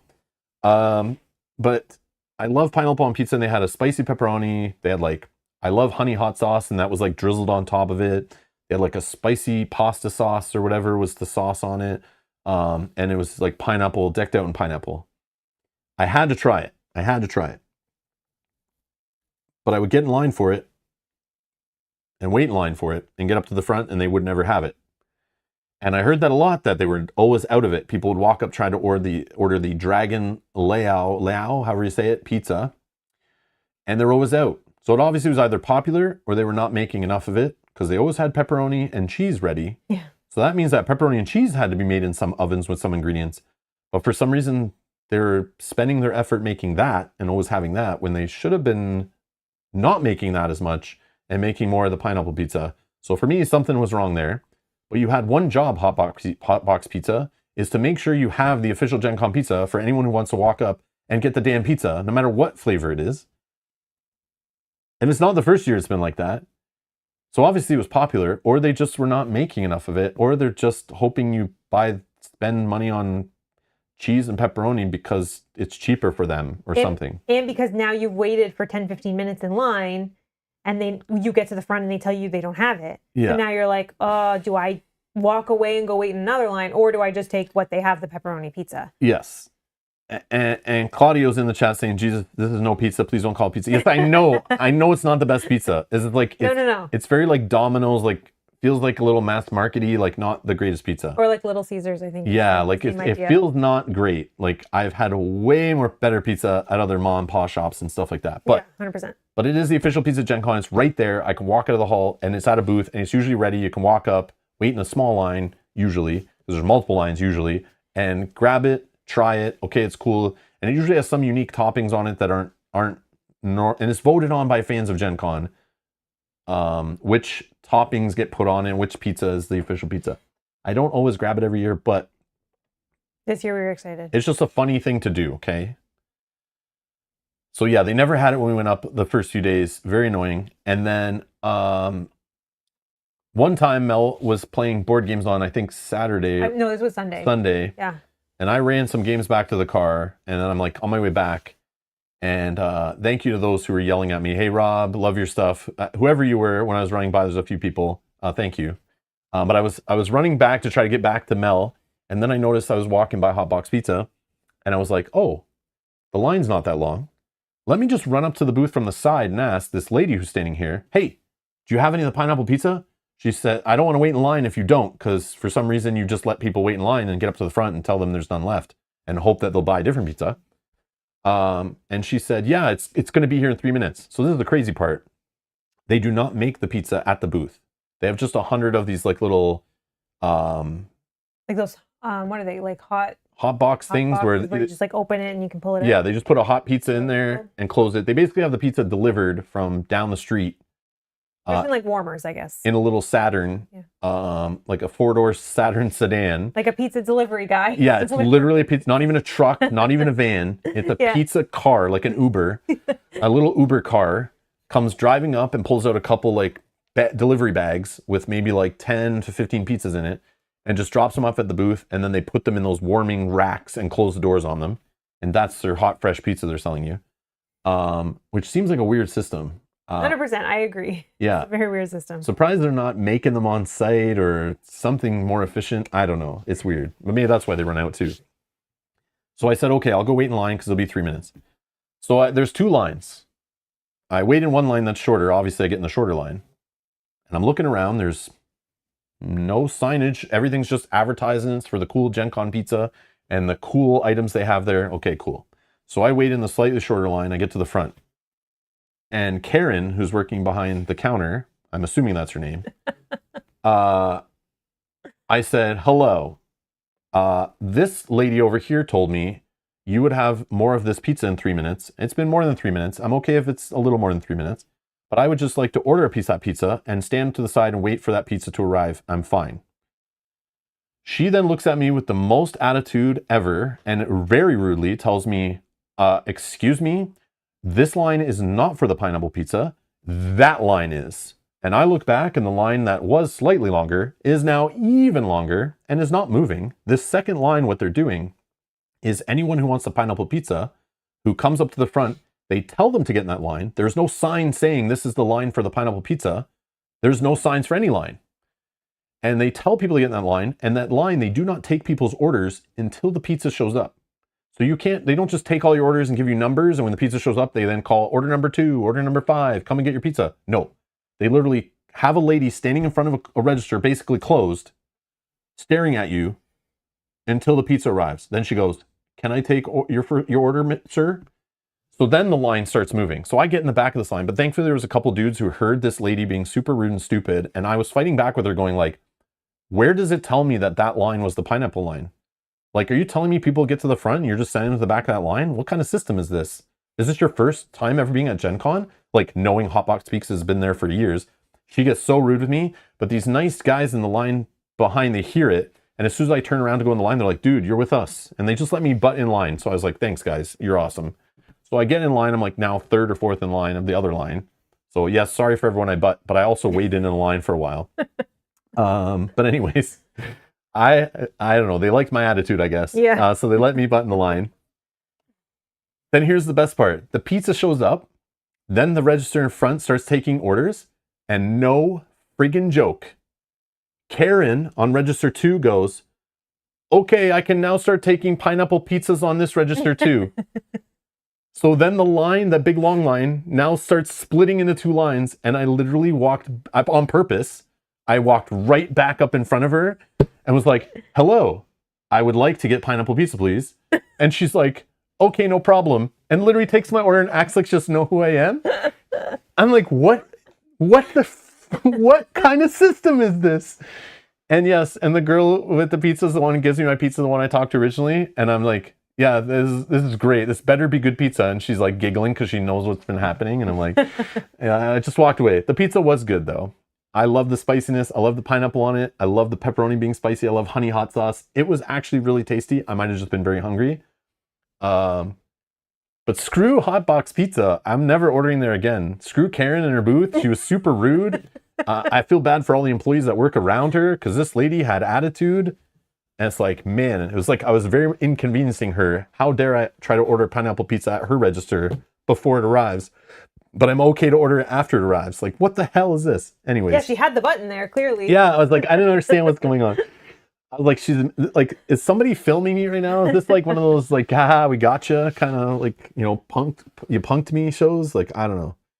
But anyways, yeah. And even when I went by later that day, there was no signage anywhere. And this was the last day of the con too. Yeah. They have no sign saying, come in this line, or pizza will be back in 15 minutes, or we're out of stock of pineapple pizza. Like, let people know. You could write it on a piece of paper and like post it somewhere. Like, it doesn't have to be a crazy official sign.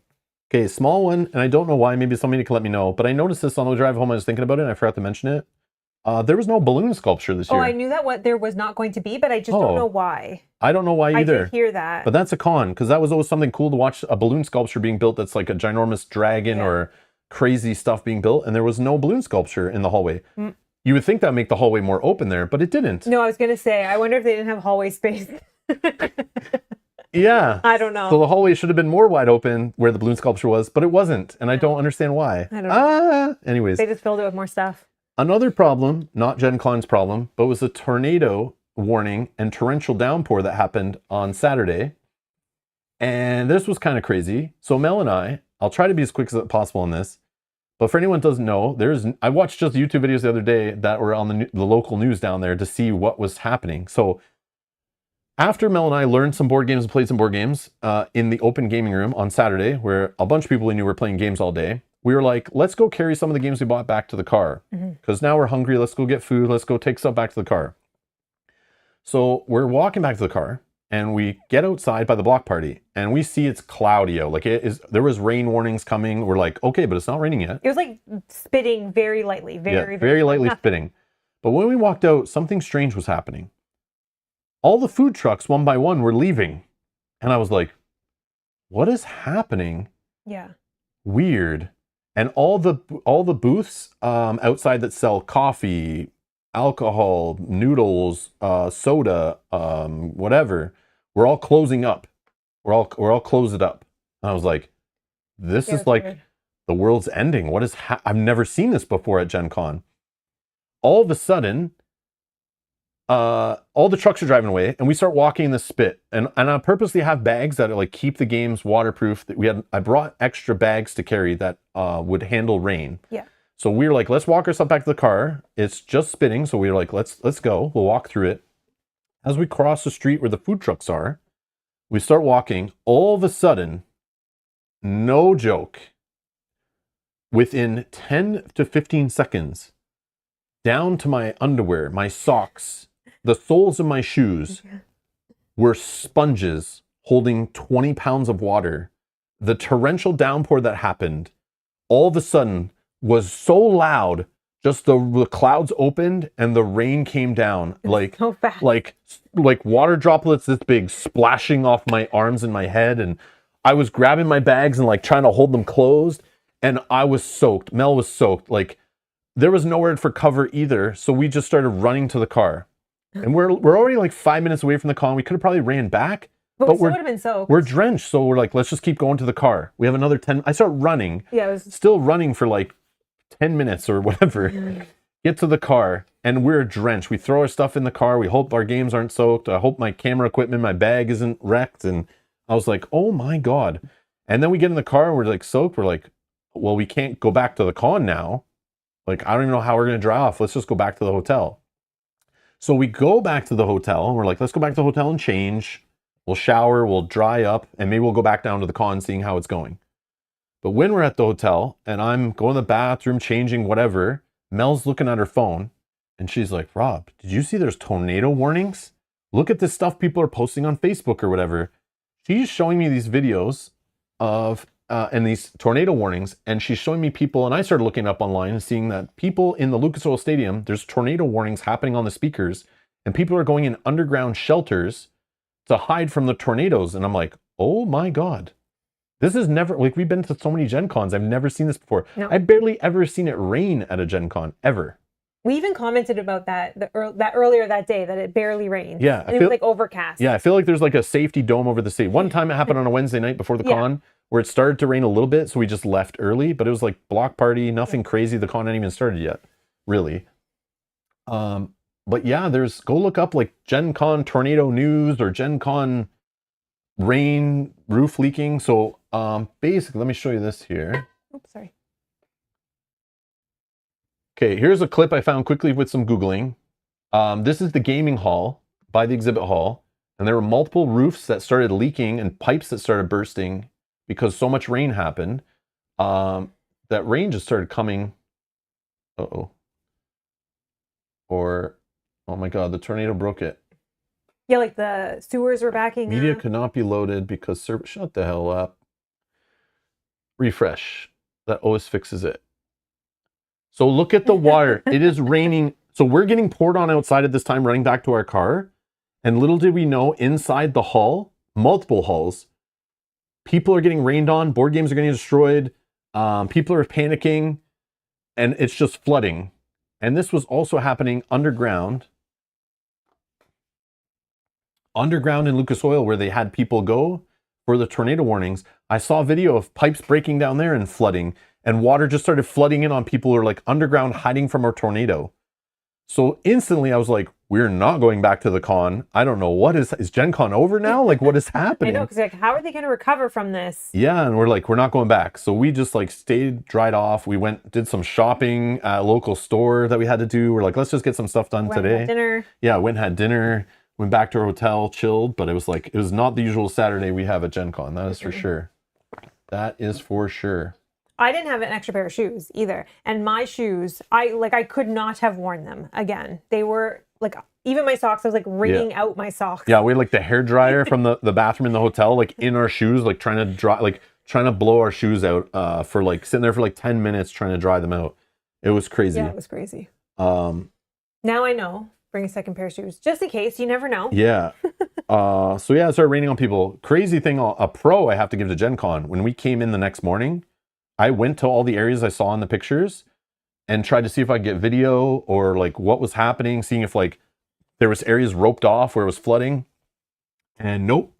They literally called people in the middle of the night to come in, construction, convention staff, Lucas Oil staff, whatever, and to start using machinery to like replace pipes in the roof, to seal things up, to clean all the water, to repair things, to get new tables, chairs, whatever.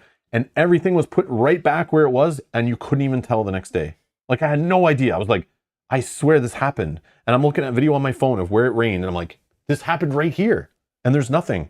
So yeah, they literally, like, whoever the staff is at the ICC, they made sure Gen Con could not complain that, like, it did disrupt the con, but like, it did not end the con. No. Which is insane. That they were able overnight, they were working all night to replace piping and clean things up and repair roofs and whatever. And they did. And the con went on, and it was like nothing happened. Yeah, because I was seeing lots of posts that evening about like, will it be open tomorrow? What's going to happen? Yeah. Like, I have event tickets here, and yeah, but it all went on. I know, if only the roads were fixed that quickly. I know, right? I know. Yeah, it was crazy. It was crazy. So yeah, that kind of ruined our, like, not ruined, but it was like, it changed. We lost half of our Saturday at Gen Con because of this rain and tornado and stuff. It's very weird, but that was a con, but very interesting. I don't know, maybe it'll end up being a pro later. That was like a cool memory of that year. So no one got sent to the land of Oz. There was supposedly a tornado nearby somewhere in like a neighboring county or something happened, but nothing downtown. Yeah. But I did see Thankfully. some photos of just outside where the block party is, like some of the fencing and the gates were kind of like all blown over. So it did get very, very windy. I think it was close, but nothing actually touched down. Okay. I think I have one last con, and it's a rant. And I'm not the only person who ranted about this. I heard this from multiple people, overhearing people talking in lines. I know Janet mentioned this, I think. Stacy, maybe Stacy or Janet. One of those two or both mentioned it to me. Maybe not Janet. Maybe it was Stacy only. I think it might have been Stacy. I can't remember. Obviously, I was tired. Maybe it wasn't completely fully there at the time when it was being talked about. But I did see this online too. But one thing I noticed, okay. Back in my day, let me tell you. Oh, Matthew, thank you for the 54 months of support if I didn't say that. Thank you. Thank you. Good to see you. Back in my day when I first went to Gen Con, I remember seeing people running to booths. I remember when I researched Gen Con before I went in 2013, there was like, big releases, people running to booths, walking away with 100 copies, all excited, and it was just madness. Like crazy people trampling down, ropes just to get their games that they wanted and that were limited quantities and released early. But then when I went, the first year, it was like people would line up, and you might get in a line and you maybe make it to the front and they didn't have something in stock. Sorry, we sold out of that. Would you like this instead? That happened sometimes. It was a little less organized, it felt. And the lineups in the early days when I went used to sometimes wrap around the booth, wrap through the hall, wrap outside the exhibit hall, and the fire marshal would show up and cut those lines short or close those lines and tell those publishers to stop doing that, or we would fine them or fine Gen Con and all this stuff. I even saw like the FFG line used to get, the fire marshal be right there at the FFG line, like standing right there waiting, be like, cut the line. There's too many people. It's dangerous. They're blocking fire lanes and whatever the hell they're doing.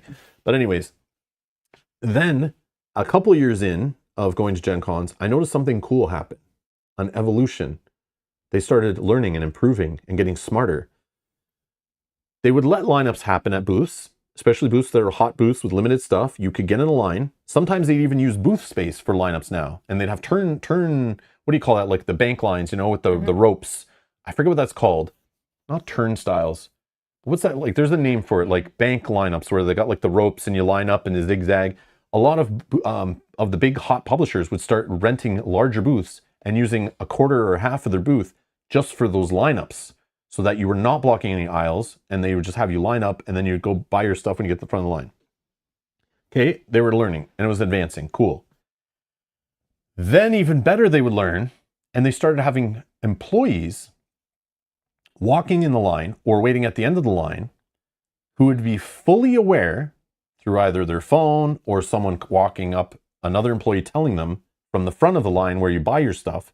They would send an employee through the line or go to the guy at the end of the line and tell them a queue. Yeah, sorry, it's just a queue. That's probably it. Thank you, the rabbit hole. Thank you. Yeah, it was just a queue line or whatever. But they would have someone go through the line to tell you when something was out of stock, especially something limited.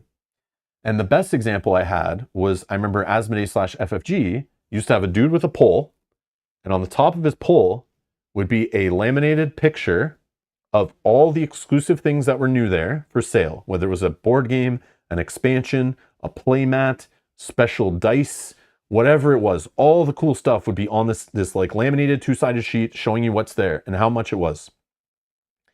And at the bottom of this pole he is holding would be like a kind of like a Plano box or a fish tackle box that in there would have tickets for each of those items. And it would tell you what the item was on the ticket.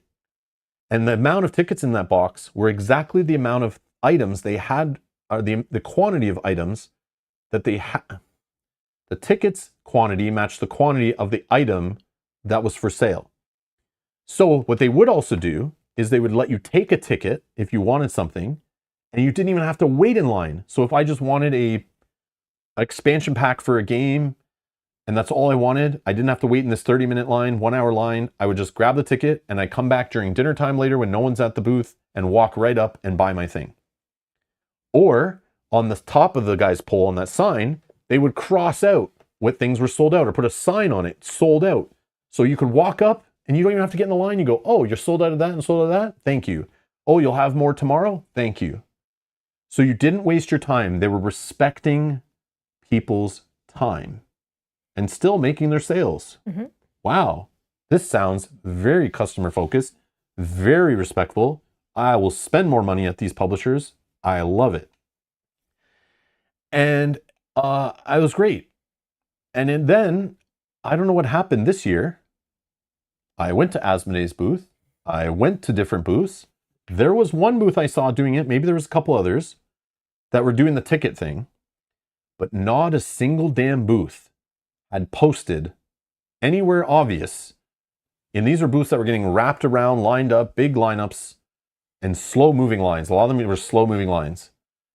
And they refused to tell you if something was sold out. And I noticed this in the Asmodee line, that Mel waited in for 2 hours. Mm-hmm. 2 hours in the Asmodee line to get to the front where they had 4 windows open, sometimes only 3. And the employees, I don't think, knew what they were doing. I feel like they I don't know if they hired people that were trained or what, or knew how to work a register or understood even what they were selling. But these lines moved so slow and so inefficient. And when you got to the front, you would walk up and they would have big TVs. They have digital marketing now. They don't use signs on a pole. They have giant TVs telling you what is for sale. And they're scrolling through kind of like a PowerPoint of what is available. Prices, everything. Yep. Fully digital. Somebody created those slides or that media. Somebody could easily change that media very quickly on a computer, I'm sure, and change what's on those slides if something was sold out. Did they? No. Did they any of the days? Not that I noticed. Maybe they did by the end. So people would get up front, and multiple times you would hear people get up to the front and go, I would like to buy, I'll take 2 of this Marvel Champions pack, I'll take this expansion, and I'll buy 1 of that game. And they're like, sorry, we're sold out of this, but we have that. And you would just hear people yelling, I want to speak to your manager. Like everyone was doing it. Yeah. Get your manager over here. I just waited in a 2-hour line and your sign over there tells me you have this for sale. And now you're telling me when I get up to the front of the line after 2 hours of waiting, you're sold out? Like there's a ton of Asmodee employees walking around the booth, just standing there, walking around, doing nothing. And they couldn't walk through the line to tell people when something sold out. They couldn't change that TV. They couldn't hand out tickets to come back later. They couldn't yell it? Yeah, they couldn't yell it. Like, we're sold out of this. Yeah. Everybody would line that wanted that. But no, they get you in those queues, and those queues are packed. If people tried to leave that line, it'd be chaos. Yeah. Because that line is like 4 or 5 rows deep. Yeah. And tight. And tight. Yeah, it's packed. And it was so inefficient. And there were multiple lineups that were doing this. I heard multiple complaints where people would get in a line for something on Thursday, Friday, Saturday morning, run to a booth, get in the line, wait for 20, 30, 1 hour, 2 hours, get to the front and be told, sorry, we don't have any of that left. The Lorcana line, Ravensburger was doing this. Ravensburger had a queue line outside of the hall, so you can't even see the booth. And they were having employees watching the line, making sure nothing bad was happening. But they weren't like radioing to that employee to tell them, hey, tell everyone in the line we're out of this. So the lineup leaves, like disassembles or whatever. Yeah.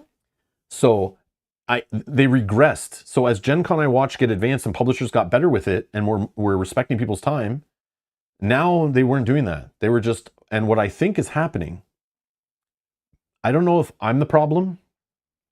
I might be the problem, and others with YouTube channels might be the problem. What do I talk about when I get back from Gen Con? I talk about the hottest booth. What marketing is the best at Gen Con during the con? Word of mouth. How does word of mouth spread?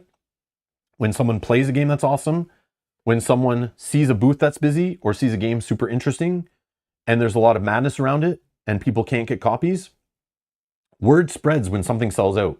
Word spreads when some booth or publisher has a giant line. Some, interest sparks when somebody says they only have 100 copies available tomorrow that they didn't originally have, Yeah. So what I believe is happening is publishers, instead of paying an employee to tell people in line they're out of something, or buying a roll of, $2 tickets, like $2 at the party store, you can buy a roll of tickets, and hand those tickets out and have people come back.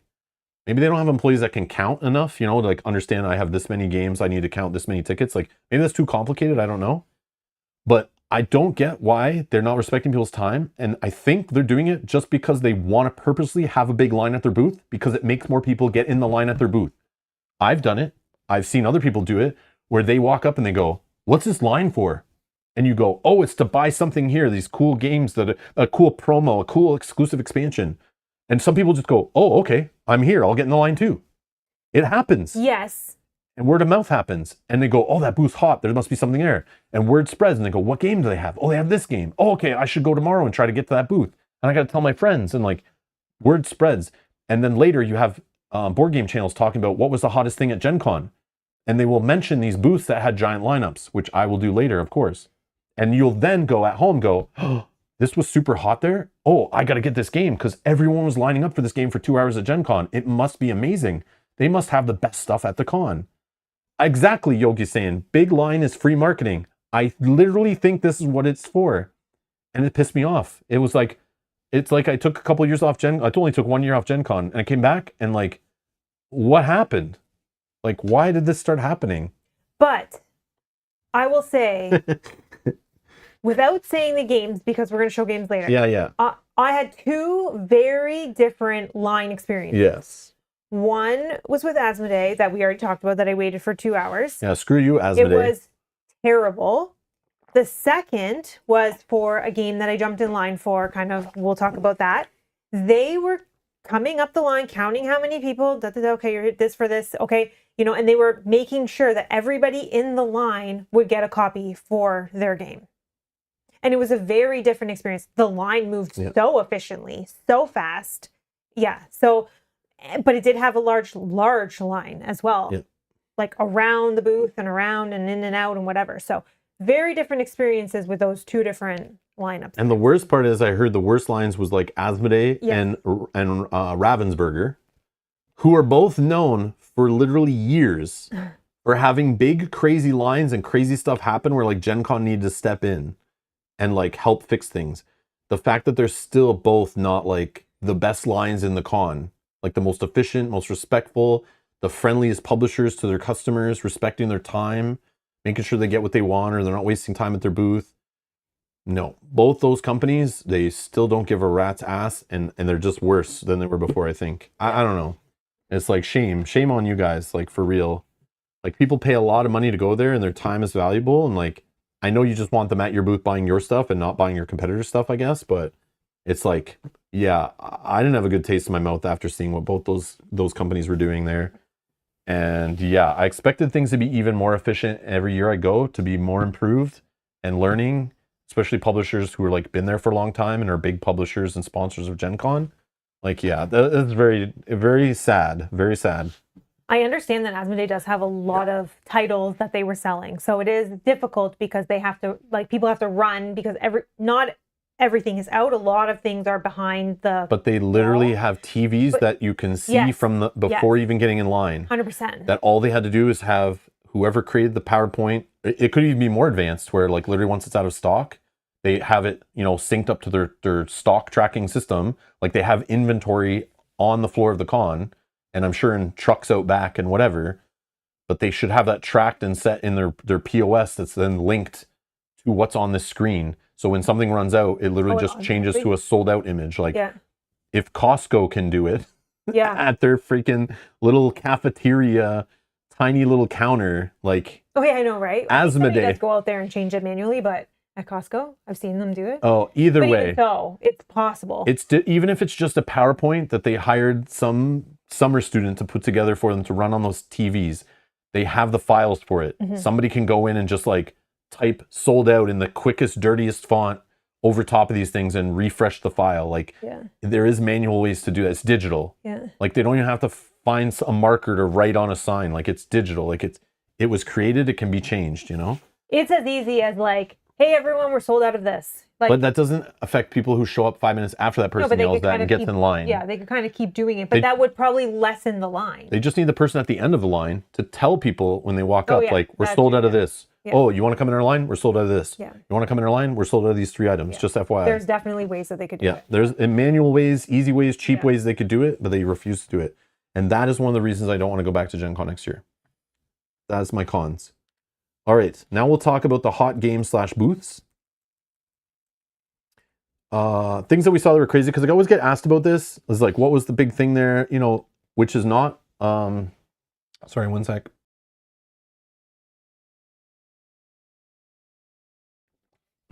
Sorry. What is always the hot thing, I think, ahead of time that we see and we're looking at games is not always the hot thing of the con. Right.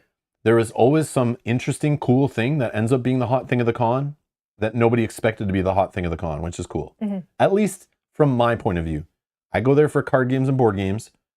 If there was a hot RPG, I know nothing about it. I know nothing about RPGs really. I may see a hot booth that it's like, oh, they don't even sell board games, but it's crazy. I'll mention that if I see that. But, or like a tabletop war game. I know nothing about those. So there could have been a surprise one there that was like the super hottest game in the con that raised the most money and had the most craziness. But I probably wouldn't have noticed because I wouldn't have seen it. One I saw, huge lineup. We saw it on stream when we were streaming. It was like this every day. Was upstairs. CGE has their own rooms, a giant room. We already know Drillers was popular. We know they had a new Codenames version there, but they had a lineup to buy stuff in their private room that was like long and moved slow and was always huge. Every day, all day, it felt like when I walked up there. Was crazy. So the CGE room, even it's up out of the way, nobody even knows where it is usually. It's hidden kind of. Yeah. They do have a small booth in the hall that tells you about that room. Yeah. But that room was like crowded. I don't know. Thankfully, I bought Drillers online from my local game store, so I did not have to wait in that line, and I don't care about another copy of Codenames. No. I don't know what else they had there. They had a surprise Codename. No, they had a surprise Lost Runes of Arnak expansion with cats and dogs on the cards. Oh. A super small box expansion they announced last minute. That was like, maybe that was creating the lineup too. So I think those 3 things. If there was anything else, let me know in the comments or whatever. But CGE's private side room outside the exhibit hall was a hot thing. Nice that it was up and out of the way. Yeah, right? it didn't block anything. Yeah, it was very nice that Yeah. they paid for that extra room. Compile Main 3. I was excited to get a Compile game. When I went to their booth, we didn't even go there in the first like hour or whatever it was open. No. But when we went to their booth, every single day I walked by their booth for the first couple hours of the con, even though they were giving out tickets and they were one of the good publishers, their booth was packed. Their booth was lined up around the booth. People wanted to buy Compile games and maybe some other games they make. I don't know. They sold other stuff. Yeah, there was other things there. But I think maybe Compile 3 was the driver. I could be wrong. But whatever that publisher is, I don't even know their name. Their booth was crazy. And they were giving out tickets. So they had Compile Main 3 tickets. They would give you these little yellow tickets and you just come back later. And if people didn't come back for their game, they'd roll those into the next day. And every day they had a limited amount. Yeah. But you could run up and they're like, are you here just for Compile Main 3? And you say yes. They go, here, take a ticket and come back later if you don't want to wait in our line. Yeah, it's genius. But their line did move a little slow. Their line was pretty big for the small booth they had. But it was hot. It was always packed. Their booth was packed and the lineup was there every morning. And for even later in the day, their booth was rammed. So yeah, this little Compile game, for some reason, was creating some hotness. More than I thought. A small little, it's like the third version. Like it's not even like this is a brand new, oh my God, new crazy thing no one's seen before. It's like, this is the third of a game we've made twice before. Like, Yeah. strange. That's good. So the Asmodee booth I already mentioned. Slowest moving line of the con I mentioned, but their booth was packed all the time. All the time. People demoing stuff, people in lineups to buy stuff. They had hot stuff people wanted. Yeah. Even Game Genic, like off to the side, was pretty busy almost most of the con, and people buying accessories and stuff, which was right beside it. I noticed the Circle of Conflict game, Lord of the Rings, and the Marvel Champions expansion were like pretty fast selling things I noticed, but there might have been other stuff. I just noticed that when we were by there a few times. The Lorcana, like Ravensburger line was pretty packed, but they were running out of stuff, but their booth was always busy, people buying stuff. I don't know. They must have had some exclusive things or something, because it was pretty hot. The game Layers. Mel looked at that, I looked at that. We thought it would be a fun game we'd grab maybe if we saw it there. But we went by their booth and they told us they sold out in the first couple hours of the con and had no more copies for any other days. And what that tells me is they didn't bring many copies. Mm-hmm. So maybe it was hot, but it was maybe not that hot. It's just like they only had minimal copies. They didn't even have enough to spread them out over 4 days. And they were gone pretty quickly. And there's no way their single register was checking out people that fast. But yeah, they definitely had low copies, but it still was popular, still sold out, and people were coming by and asking them constantly if they had copies. Because I think word of mouth started spreading about that game, that it was hot, and people were coming back, even us, and we're like, hey, you getting any more copies? And they're like, no. Another thing was the Hellbreak TCG. I never even heard of it, but their booth, their events, we saw it on one of my walkthroughs and later. It was like lined up. It was hot. I was being told about it by any card gamer that I played with or talked to. Were like, Rob, you love card games, go check out Hellbreak. I forgot to, but when I did go buy it, it was so busy of people trying to get demos, like so busy. And beside it, I could see the KDM area of people demoing KDM. And on the other side, I could see people demoing Cyberpunk TCG. And those areas were busy-ish. They were full-ish. But this Hellbreak area was like, it broke out with hell. It was like lines everywhere. People crowded around wanting to know what it is. Like, it was insane. Like, insane compared to those two other things. So, I don't know. And I know Cyberpunk supposedly did crazy on Kickstarter or whatever. But man, this Hellbreak TCG, like, I don't know what the hell was going on with it. I wish I grabbed a demo deck or something. I want to know more, but I don't want to get into another TCG. I just want to understand what was so cool about it that drove everyone from all the other TCGs to want to care about this one. Is it new? I think so. I think it's early. I think maybe it's coming out later or something. I don't know enough. But I'm just letting you guys know that was a hot thing there. No matter what people tell you, it was hot. I was right there, and this thing was crazy, and people were talking about it all over the con. Like, it was nuts. But mainly from card gamers that I know. So it's like, maybe board gamers don't give a rat's ass about it, and probably don't, but whatever is, I don't know what is about it. I want to go watch videos about it later and kind of like see what's going on, but the true hottest game, and it's funny, two hot things have the word hell in the title. That's kind of funny. Was the game Hell of a Deal. This game I knew about ahead of time. I remember hearing about it. I remember reading about it when we were researching our list.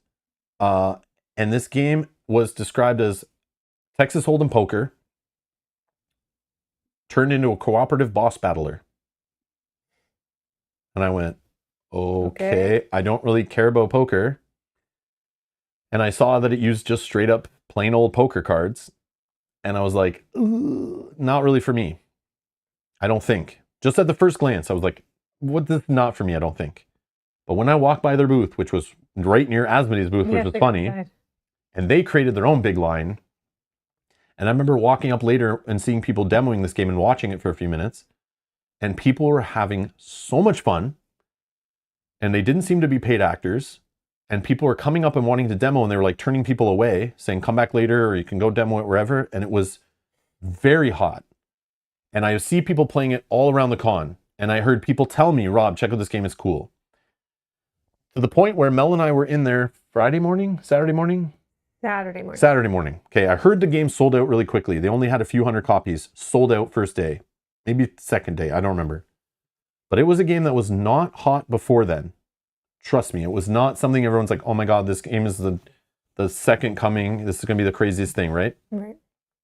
And I remember walking by their booth when it was not as busy later in the day and going, all right, show me what this is. And I watched people playing and I was like, okay, this seems kind of cool, but maybe a little like light for my taste because it really just is Texas Hold'em poker with some abilities. Yeah. Trying to get better hands than the boss. But I'm like, I can see how this could catch on. People love poker. People like lighter, kind of fun multiplayer cooperative board games. I don't know. Maybe it's cool. But it came with neoprene mats. Oh, yeah. Instead of boards. And instantly I'm like, And okay. Poker chips. And poker chips. And playing cards. And the art on it is sick AF. It's like the Cuphead art, you know, like that like 50s cartoons or whatever decade that is, that cartoon drawing stuff. I love that stuff. I love it. I love it. But what that game did, and what I've talked about many times over the years on videos you guys know, is you can sell a game at Gen Con and make a hot game, even if the game is not good. If you can make it seem fun in a 10-minute demo and look amazing sitting on a table at a booth, you will sell copies. So if you can have people walk up because they looks cool and explain it to them in 3 to 5 minutes and it sounds cool, like they must have it, and it's different from something in their collection, people will buy it. Just buy it because, okay? Yeah. So we're walking in. I already knew it was hot. I knew it sold out. I read online, like in the evening, I check online on Reddit and stuff and see what people are saying about Gen Con. And I saw people saying, you know, people are like, what game have you tried on day 1 or 2 that's like super fun? And people are like, you know what? I played a game. My buddy bought this hell of a deal game, and we played it last night. It was actually really fun. And like, yeah, I tried to get a demo, but it was sold out. And people were like, yeah, I couldn't get the game. It's sold out. And like, then I heard the morning of that they got 600 more copies. And Mel and I were near the booth, and I wasn't going there to that booth. And I saw the lineup forming. And I was like, no way. They posted online that they got 600 more copies. They literally paid to have them overnighted from a shipping container that arrived, I think, at a dock or something. They were saying basically they literally called up a guy to rent a truck to overnight it to the con, or maybe over a day or something. I don't remember. But they were talking about it. The guy running the booth was telling somebody, and I was listening. I was like, that's crazy. And this lineup was one of those lines that's like forming like really quick. Line, yeah. Yeah, those lines we know of. When you run a Gen Con or walk quickly in the morning on day 1, 2, or 3, and you're going for a limited product, all of a sudden this line starts happening and you got to like try to get in this line, but this line's like being made right in front of you like real time. And you're like, I need to get in this line. So you're like following the line, but the line just keeps growing and you're trying to get to the end of it. Mel and I walked up, we're just walking around looking at things. And I'm like, we're just in the hall right when it opened pretty much. And I'm like, I see the line forming.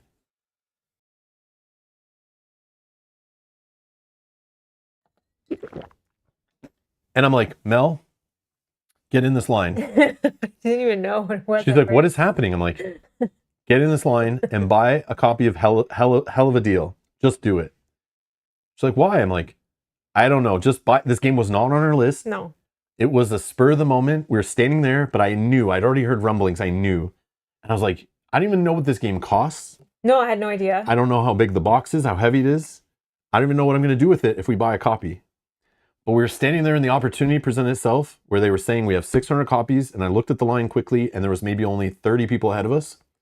And I said, get in this line, Mel. I have something I had to go do. And we were just passing by. But I know Mel wasn't really going to do what I was doing and she was going to do her own thing. But I was like, you have some time. Get in this line. And I'm like, but you don't have to if you don't want to. But get in this line. She's like, why? And I told her, hell of a deal. Buy Hell of a Deal. Just do it. And I explained to her quickly what it was. And I'm like, you'll like this game, I know. Let's just buy it. Let's just get it. We started talking about it. I'm like, okay, well, let's get in the line at least while we're talking about it. If I decide that it's not, we're not going to do it, then we can get out. So I gave Mel the pitch on the game, what I knew about it. She's like, okay, sure. So then I went off and did other stuff, filming and talking to people and whatever. And then I came back and Mel was still in the line, but moved really quickly. Like, I would leave Mel for 20 minutes and come back in the Asmodee line. She hadn't even moved. Like, she moved 2 feet. But this line, I came back after like 10 minutes and she's already at the front of the line pretty much. I was like, okay, nice. And yeah, so I don't know. You can tell them your story about being in the line for fun if you want. Yeah. This because it was like a good line. This is the line that was the good line that I was in. They definitely were going through counting people, making sure that everybody in line would be able to get a copy. They were so efficient at the cash. They had 2 registers that were open, and they were all like, the people were yelling like, "Have your payment ready!" And so everybody would just walk up, tap, and go. They also had a wheel that you can spin that you could get pins or little ribbons for your badge. I don't remember all the things that they had on it. So they gave everybody that bought a copy a ticket to come back to spin the wheel because they knew that that would hold up the line by having everybody that purchased their copy also spin the wheel at the same time. So everybody then could come back after a certain time and spin the wheel, which we did. I can't remember what we got. I think a pin or something. So this is the game. This is just a 2-player setup, but those little mats at the bottom, you can have 4 of those around the table. But this is the game on the table, and they had nice tables set up to look like poker tables. They had little banners above each table showing all the cool art of the game and whatever. I wish I could have found a picture of the actual booth at Gen Con, because it was a really nice setup. They like had multiple tables demoing it. They had their whole booth decked out for it. It was like their big new release at the con. Everyone looked like dealers at a casino. Yeah. They're all dressed up for it. Yeah. Yeah, it looked super eye-catching as you walk by. You're like, what is this? Like, it drew people in, right? Yeah. And then they would get you to sit down and play the game and teach the game, and then people were buying copies that went by so fast. Yeah. So when word got out that this game was a hot game of the con, more hot than anyone expected, and then they got 600 copies, of course, anyone who heard about that on social media spread the word, and that morning, it wasn't like people ran in when the doors opened to go to it. It's like, while people were in the hall, they were like, oh, did you hear? Yeah. They got more copies. Yeah. And the word spread, and then people started slowly making a late line, which I've never really seen before. So that's why Mel was able to just hop in the line, even though we were just walking around the hall in the first 20 minutes or so, and get in there, because I guess word was spreading slowly. Yeah. So that's what it looks like. But yeah, definitely all the cards have that cute kind of art on the kings, jacks, queens, whatever. The poker chips are nice little weighted poker chips and have cute little art on them and stuff. I don't know. It's just, yeah, you'll see it on the channel later. I'm sure we'll try to get this on the channel just to show you. It's not crazy complicated or wacky. It's just it's hard, kind of, because it's random. But I'm not really a poker guy, and we'll get better at it. But I definitely want to play it off stream with friends and family. But yeah, we'll see if it holds weight after. We only played it one time, but we learned it and played it in the con to try it because I was curious, and it was actually pretty fun. And I really wanted to play more when we got home. We haven't played more yet, but I do want to set up a play date with some family and friends to play this. Yeah. And yeah, I'm pretty sure they're weighted. They were weighted. Yeah, they felt nice and heavy. Nice and chunky. Yeah. But yeah, just I'm not trying to get you to go buy this game. I'm just saying go look into it. But it was the hot game, unexpected hot game, literally hell of a deal, haha, of the con for board games that I heard of. And out of all the other ones on the list that were hot on that BGG list we looked at before the con, Compile Main 3 and this one were the ones that I saw people going crazy about, that were being played all over the con. Word of mouth was spreading, and I didn't think before the con they were going to be that popular. No, and even when Rob and I were playing this, there was a table right behind us where they were also playing this game. And the funny thing is, on the counter side of this is the game that was the most hot thumbed up thing on the BGG list was that Entropy game. I didn't ever see anyone playing that anywhere. No. I didn't hear anyone saying, oh my God, it's amazing, you got to go buy it, Rob. I'm sure it's a fine game. But that one ended up not being oh my God, it is amazing, and there's huge lineups. Maybe there was lineups for it, I don't know. But I didn't see anyone playing that anywhere. And the other one that was interesting was, and I talked about it in some of our walkthroughs and live streams and stuff, was the Game Makers. Oh, yeah. So before the con, everyone was saying, oh my God, this game's crazy. It's so cool. It was only on crowdfunding, will never be in retail, and can only get it at conventions or on crowdfunding. And we looked at it, and the theme seemed cool of making your own board games and competing, whatever. But then when I looked more into it before going, and then hearing people's actual impressions after playing it, it sounded like there were a lot more flaws in the gameplay, and it was really just an overproduced, unique thing that you want to have in your collection, but maybe not the most interesting board game that gets played over and over and over and over again, or blows anyone's minds. But it definitely, I thought it would sell more because it looked cool on the table at a con. Yeah. But I think because it weighed 1,000 pounds and also was $200+ or something, they were not selling out of those. They literally, the final day of the con, I went by in the last hour of the hall, and they were cocky, and you saw it in my walkthrough videos, but they had brought in full pallets of this giant game, Kickstarter copies of it, and put them in their booth, blocking one side of the booth, and had them behind curtains. Giant pallets. Oh, yeah, we saw that, yeah. Giant pallets that were taller than me, had tons of games on them, and they're demoing them on multiple tables in their booth. But I never saw their booth crowded. I never saw their demoers busy, and they're always standing around talking. Nobody was really there. That game had the opposite effect, I think.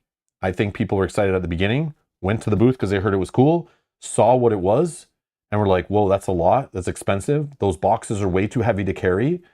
Or this game is just not enough game, that it's more, I don't know how you say it, but more surface and like substance, or more like visual pizzazz versus like actual, substance to the game. But literally, I went by the booth on the last day and they still had those pallets just sitting there. Maybe they brought new pallets out, but they were not even open pallets. They were still all shrink wrapped. Yeah, more style than substance. Yeah. It could be an awesome game. I don't know, but it's just like not the right game to sell at a con, maybe. Yeah.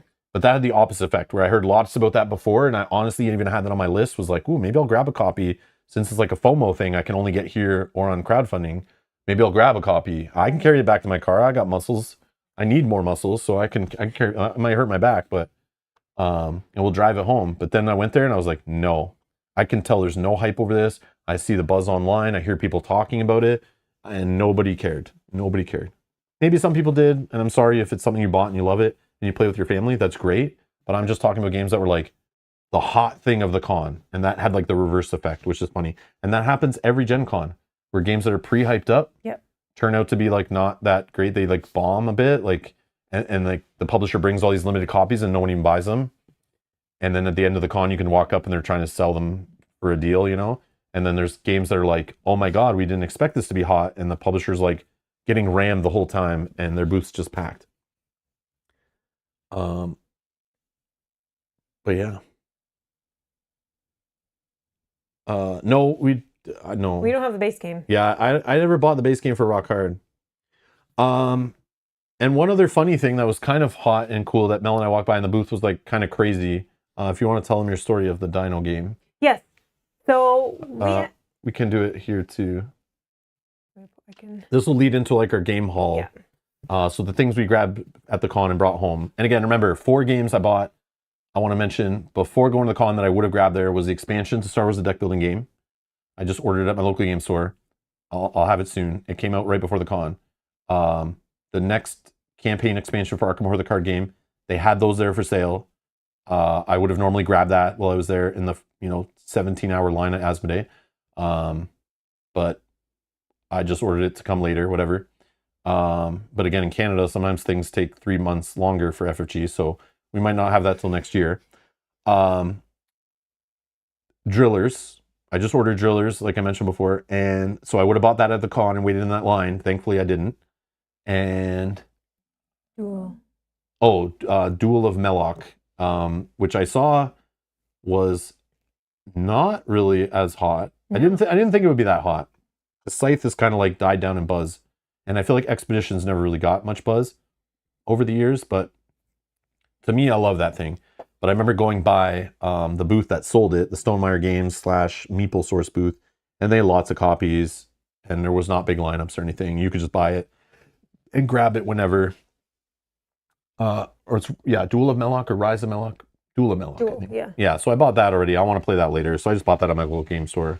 But I would have bought that there 100% and ran into the cart, brought it home.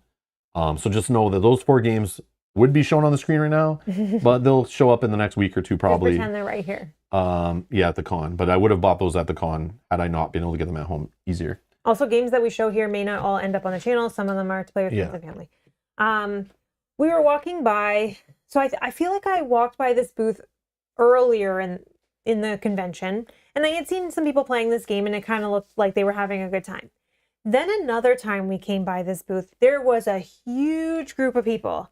Everyone's screaming and cheering, and Rob and I are kind of like, what's going on here? So we talked to somebody that was working at the booth. I don't know who they were for the game. And they said, what we're doing is we run a demo of this game every hour, and people can bet. So this is the game Dino Racer.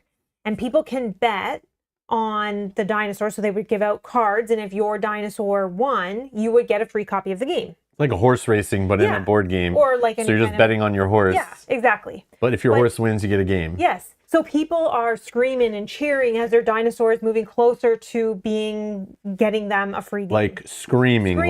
Like they got hundreds of dollars Yeah. on the line, and they're like screaming at this, what's happening on the tables, and everyone's gathered around going, what is happening here? Like, it is drawing a crowd. And they did this the whole entire con, every hour. No, it was like every 30 minutes, I thought. No, every hour. Oh. And they had a sign at the front of the booth, which I didn't see at first, but later I saw it. They had a sign at the front of the booth, and they crossed off every time they had done it.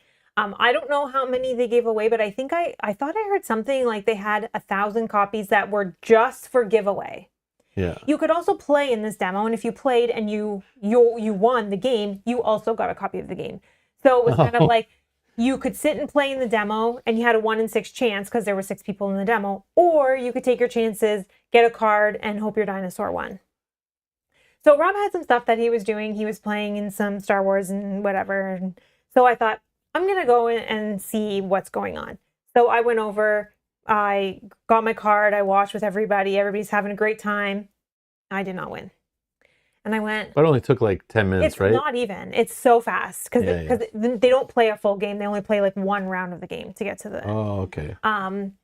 Then I was like, I am going to come back and try one more time. Because Rob was still in his event. And I had till a specific time before. This, I think, was before we were going to do our escape room. Yeah, I was just crushing fools in Star Wars Unlimited Sealed. And at this point now, I had seen kind of how this game works, because now I had watched a demo and I had tried to win a copy the other time. So I now know how this game works. And the person that was handing out the cards this time, first time it was random, this time they lay out all the cards and they say, which dinosaur would you like? Well, I had watched the game and I had seen kind of how it works. And I can see how people play the game as well. And I went, I want this one. So I picked my specific dinosaur this time. And I won. It was rigged. Mel rigged it. So we won a copy of this. So this game might suck, but it was free and funny. But yes, it was genius marketing. 100%. It's cool. Just give away these free games to draw people to your booth, to get sales, to have people spend time in your booth. And instead of them waiting in a line that's not moving as you're marketing, these guys made it fun and put money on the line and like invested in having people at their booth to have a good time and respect your time. And it's funny because people would, and the people that were running the demo were seeing similar people that were really trying to win a copy, and they would come back every hour. So it was really drawing a big crowd to their booth. And it was funny because they would say like, they were doing it every hour. So like, we cannot start early because there's people that were going to come like a few minutes before. So yeah. It was seems like a little Mario Kart-ish. It 100% is. 100% is. So they have you flip over the dinosaurs and that's who's moving. And then there's always one at the end that isn't chosen, because then you're kind of drafting who you're betting on the winner to be. The one that isn't chosen is also moving at the same time. And then along the top, there's what they call checkpoints. And every time you flip over a checkpoint, something will happen. So it might say whoever's in first goes to last, and like they switch places, or this dinosaur moves 2, or the dinosaur that's in 5th place moves 1. So there's a lot of randomness, but the whole point is like, you don't have a dinosaur that you're hoping to win.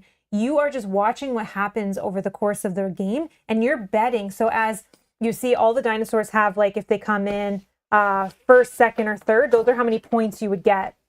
So you're kind of like betting on different dinosaurs. Don't worry, we're not going to explain how every game works that we're talking about today. Funny. We'll try to be quick on this. Yeah. This is just funny because I learned a lot about this game. Mel's very excited about this game. We're gonna play this with our niece and family and stuff. You're never gonna see that game on the channel. I mean, it would be funny. Maybe on April Fool's for fun or something. Yeah. But whatever. Okay, let's just start grabbing stuff. I try to put the promos with things we got, because some people care about that, promos and pins and whatever, but I try to reduce that stuff so I don't have all that stuff here. But okay, my daughter has a friend from school who told her to watch the Invincible show, which I knew of, but I've never watched it. I think it's on Amazon. It's like a superhero show or whatever, cartoony. Oh yeah, Amazon. Whatever. And she told me after my daughter watched it, and then told me that I would like it, so I should watch it. And I went, okay. So I started watching. I watched the first couple seasons of Invincible, and I remember telling my daughter that, okay, Invincible's cool. And I told her the only thing I knew about Invincible when she told me about Invincible, how many times can I say Invincible, is, yes, it's graphic. Oh, it's graphic. Swear words and blood and violence. And 17. 17. She's the 17-year-old. So, yeah. I didn't know that it was violent at the time either. I just thought, oh, well, it's cartoon superhero stuff, whatever. But I told her, I'm like, oh, yeah, I've heard about Invincible. The last time I was at Gen Con, people were talking about some Invincible game there. And I remember seeing it at Direwolf's booth and it looked pretty cool. But I didn't know anything about it because I don't know Invincible. So I passed on it. But I knew people were interested in it because of the IP. She told me the show was cool. I should go watch it. So I watched it and I thought it was cool. But it was something that we were bonding over where my daughter and I would have conversations about it. And I was like, okay, neat. Like, you know, she's like, oh, she's way ahead of me. So she's like, tell me where you're at, what's happening, and what her favorite characters are and stuff. So anyways, when we're going to Gen Con, she mentioned, grab her something Invincible while I was there. I said, okay, no problem. And one of the things was I found the Invincible card game, which is not new. I know this is not new, but they did have a new expansion there. So they had one of these expansions I think is new, but they had all this stuff there. And this is just basically, the only thing I know about this, I've played this now because it's open. I played it with my daughter the day after we got back, so that was amazing. But this is just a reskin of Astronites, which Astronites is just a reskin of Aeon's End. So if you've ever played Astronites, you know what this is. It's exactly the same game. It's fully compatible, but it's just a reskin, which was cool for me because it was super easy to learn because I played so much Aeon's End. It was like the exact same game. I was surprised how very close it is. And I refused to buy Astronites at the time because I knew it was just more Aeon's End. It felt like not much different. So I gave in and I bought this because it has Invincible on it, just so I could play with my daughter. Because there's no way she'd play Aeon's End with us. No. Really, she would probably, but she wouldn't care. But so we played this together, and I got this. Yes, I bought a little bundle, $70, all in bundle they had to get all of it, just so I could play with my daughter. But And she liked it, right? Yeah, I think so. I think so. There's a little bit downtime, you know, when the random initiative order happens, and it's like, you know, she goes, then the villain goes twice, then I go twice, and then it's a long time before she goes, it feels like.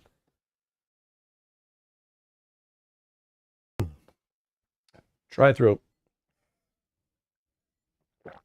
Okay, another game we saw there that is currently, I think it's on crowdfunding, and because I'm a Lord of the Rings loser, that I love buying anything in board gaming that has Lord of the Rings on it for fun, whether it's good or not. I think it's not on crowdfunding until September. Oh, okay, maybe it's coming later. Is Lord of the Rings Ascension. I've never played Ascension before, but I played lots of deck building games.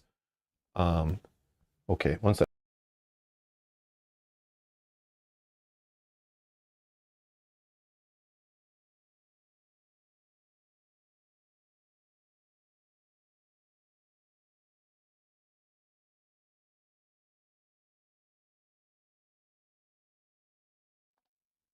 Okay, so I just gave in and bought a regular Ascension there, even though I probably could have bought it at home, but they had Ascension 4th edition, so I grabbed it because I want to try Ascension out to see whether I should care about Lord of the Rings Ascension. But what they said was, I had them demo it to me a little bit, just give me the pitch on it and show me, and we were watching players play it. It looked pretty neat.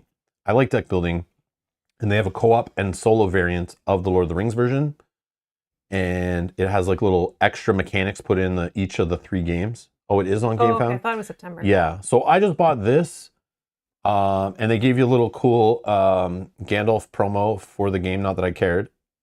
Maybe they gave it to us because we use a coupon book coupon or whatever.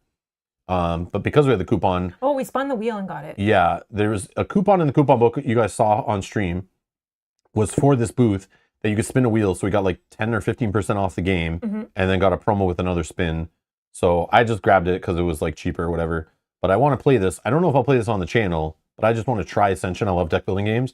And I know this is like one of the more old school ones, so maybe I might not like it as much. I don't know. But I want to be able to try it to then know if I even care about a Lord of the Rings version. That's all. Oh, it has 4 days left? Yeah, but it'll have like 6 months on late pledges. The game doesn't even come out. I asked them, I'm like, when's it come out? They're like, it was like a year and a half from now at the earliest. So I'm not worried that they won't have late pledges open for like a year. So do not rush and back that game by any means. It's just literally reskinned Ascension with new art, but like added on like a small amount of mechanics on it. It didn't seem like that. Like people were coming up and going, what is it different than regular Ascension? And the guy would basically explain it in 10 seconds. Like each one just has like a new little side mechanic. It's nothing crazy, but It is a reskin, 100% a reskin, adding cooperative elements and a side little track. And then he showed us what the second two added, and I forget what they are now. But they weren't anything mind-blowing. They're just like side little mini, like a new resource that like moves you up a corruption track and like who's getting corrupt, and it links in with the cards. Like, I could be wrong, but it seemed like it was not very much different based on the way the guy was explaining. It's still at its root Ascension. But they say they've been reworking it for years, and then people are like, oh, so it's coming out soon? And they're like, no, not for another year and a half or something. I think it was. And I was like, what? Like, okay. But they said they're going to be spending that whole time finishing it off and rebalancing it and polishing it and playtesting it. If that's true, that's great. But I don't know. No, it's competitive, but it has the co-op mode and a solo mode. So it's a reskin that is the exact same game, but then they added a side thing on for each game to make you want to buy 3 different games that are making them unique. And then it has an optional co-op mode and an optional solo mode, I'm pretty sure. But again, this was like a week ago. He explained this to me at a busy con, so I could be wrong. But yeah, the base game I know is purely competitive. This I know. So I'm more interested in the Lord of the Rings version because they said it has a co-op mode and has a solo mode. Yeah. But I still want to try Ascension out to understand, because he said it's like basically Ascension with these couple things added on. Yes, they're all very Ascension. Yes, exactly. Mm-hmm. Yeah. Oh, okay, they do. Oh, okay. I see. They all have a little side mechanic. Oh, okay. I didn't know. I just bought that one to try it. They had other one there, like a 15th anniversary edition of Ascension, but it was all blinged out. It was like pretty expensive. And I was like, I don't even know if I'll like it. So I'll just buy the cheaper one, please. Thank you. Another thing we grabbed, we've been told that we need to play Tiny Epic Dungeons before, and they didn't have that at the con, but I would have grabbed it if it was there. But they did have this that was new, and I saw people very pissed off that they had this there. So for fun, I just had to buy it because. But there was a lot of crowdfunding people online that said they saw this at the con and were super pissed off because they had this little like $50 bundle, and a lot, I think even backers don't even have the game yet or anytime soon. And the company is very bad with their crowdfunding and very poor customer service and has ripped people off over the years, supposedly, is what we've heard. So I normally don't like to support companies like that, but I did want to try this game because it is a dungeon crawler, and I just grabbed this, and it was cheap-ish.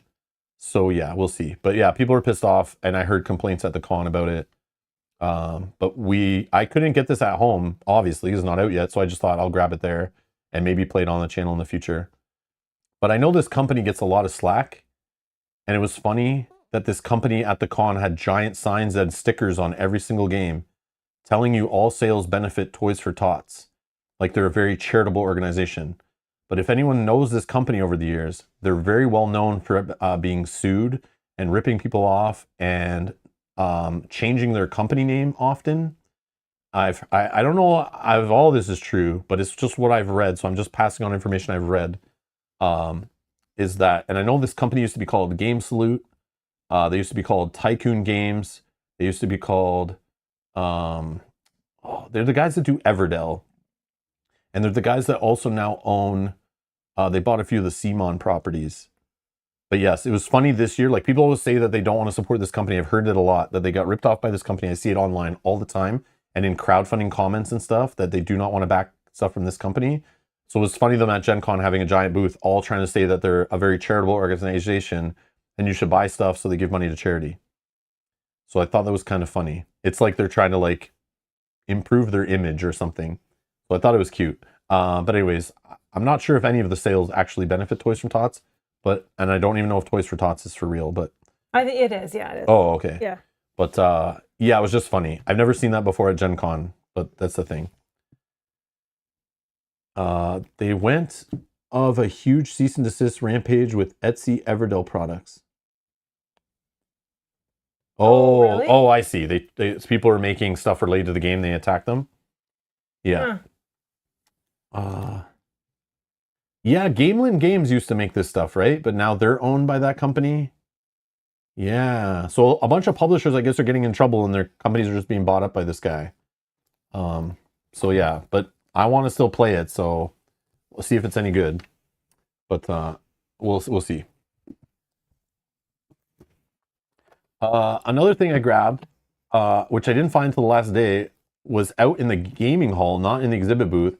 But I know I'd been told before that I needed to play Kinfire Delve, which the company actually offered me before in the past to pick it up at Gen Con, but then I just didn't want to because they weren't very good marketing people, is what I want to say. But anyways, I found the Incredible Dream booth. It was not a hot booth. It didn't seem like they were selling out of anything. Their shelves were fully stocked. But this is not a brand new game or anything. But I just grabbed a copy there because I can't find this at home anymore. It seems to be sold out, and I don't know if they're sending any more to Canada or not. But so I grabbed Callus's Lab. I know there's a whole bunch of these Kinfire Delves, and I like Kevin Wilson stuff, so I want to try this out. But they gave me a free pin. Magnet. Oh, a magnet. So I got a cool fridge magnet with the Kinfire Chronicles art on it. The other thing too, I don't know if it was just the last day of the con. The other reason I also grabbed this there, they were $5 off, so it was only $20. Nice. $20, easy to carry around the con, throw in my bag. Another game I wanted to check out was Goodnack.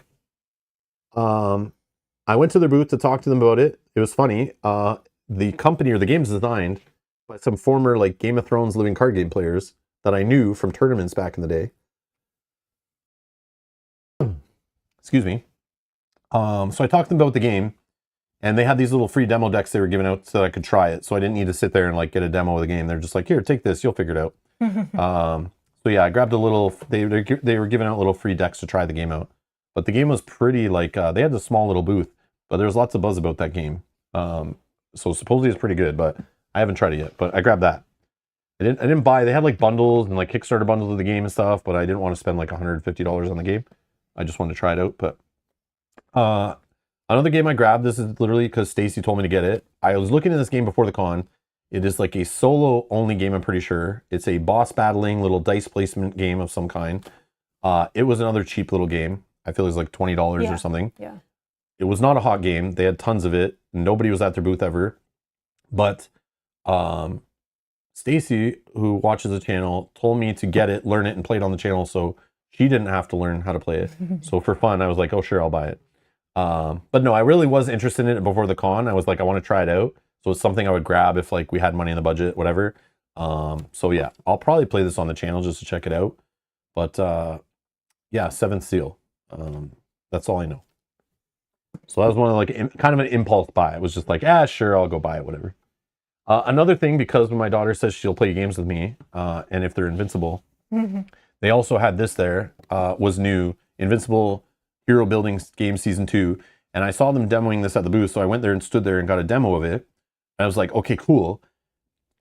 Is Season 2 a standalone game? Can I just buy that? And they're like, no, you need the base game. But we have the base game for like $10 off.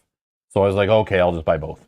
So I got Invincible, the hero building game, and its expansion.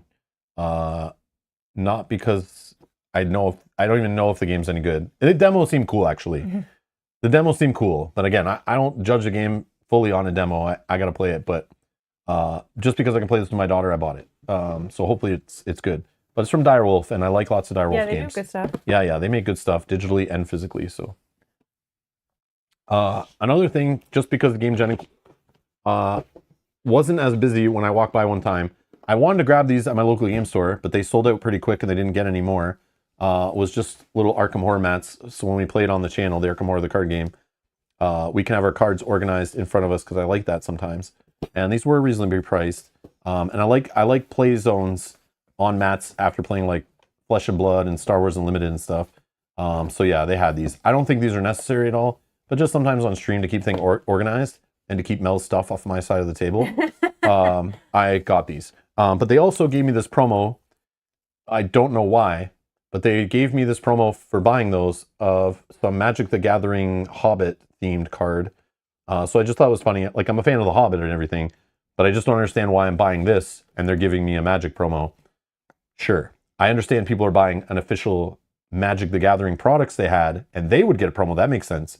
But I don't know why I got a promo, but they just gave it to me. So I was like, okay, whatever. I didn't even know what it was at the time, but I thought that was funny. Another game I grabbed because it's Lord of the Rings, and it might not be good, I don't know, but I talked about it before the con, but we grabbed a copy of Lord of the Rings Circle of Conflict. What I did notice, lots of people were playing this around the con.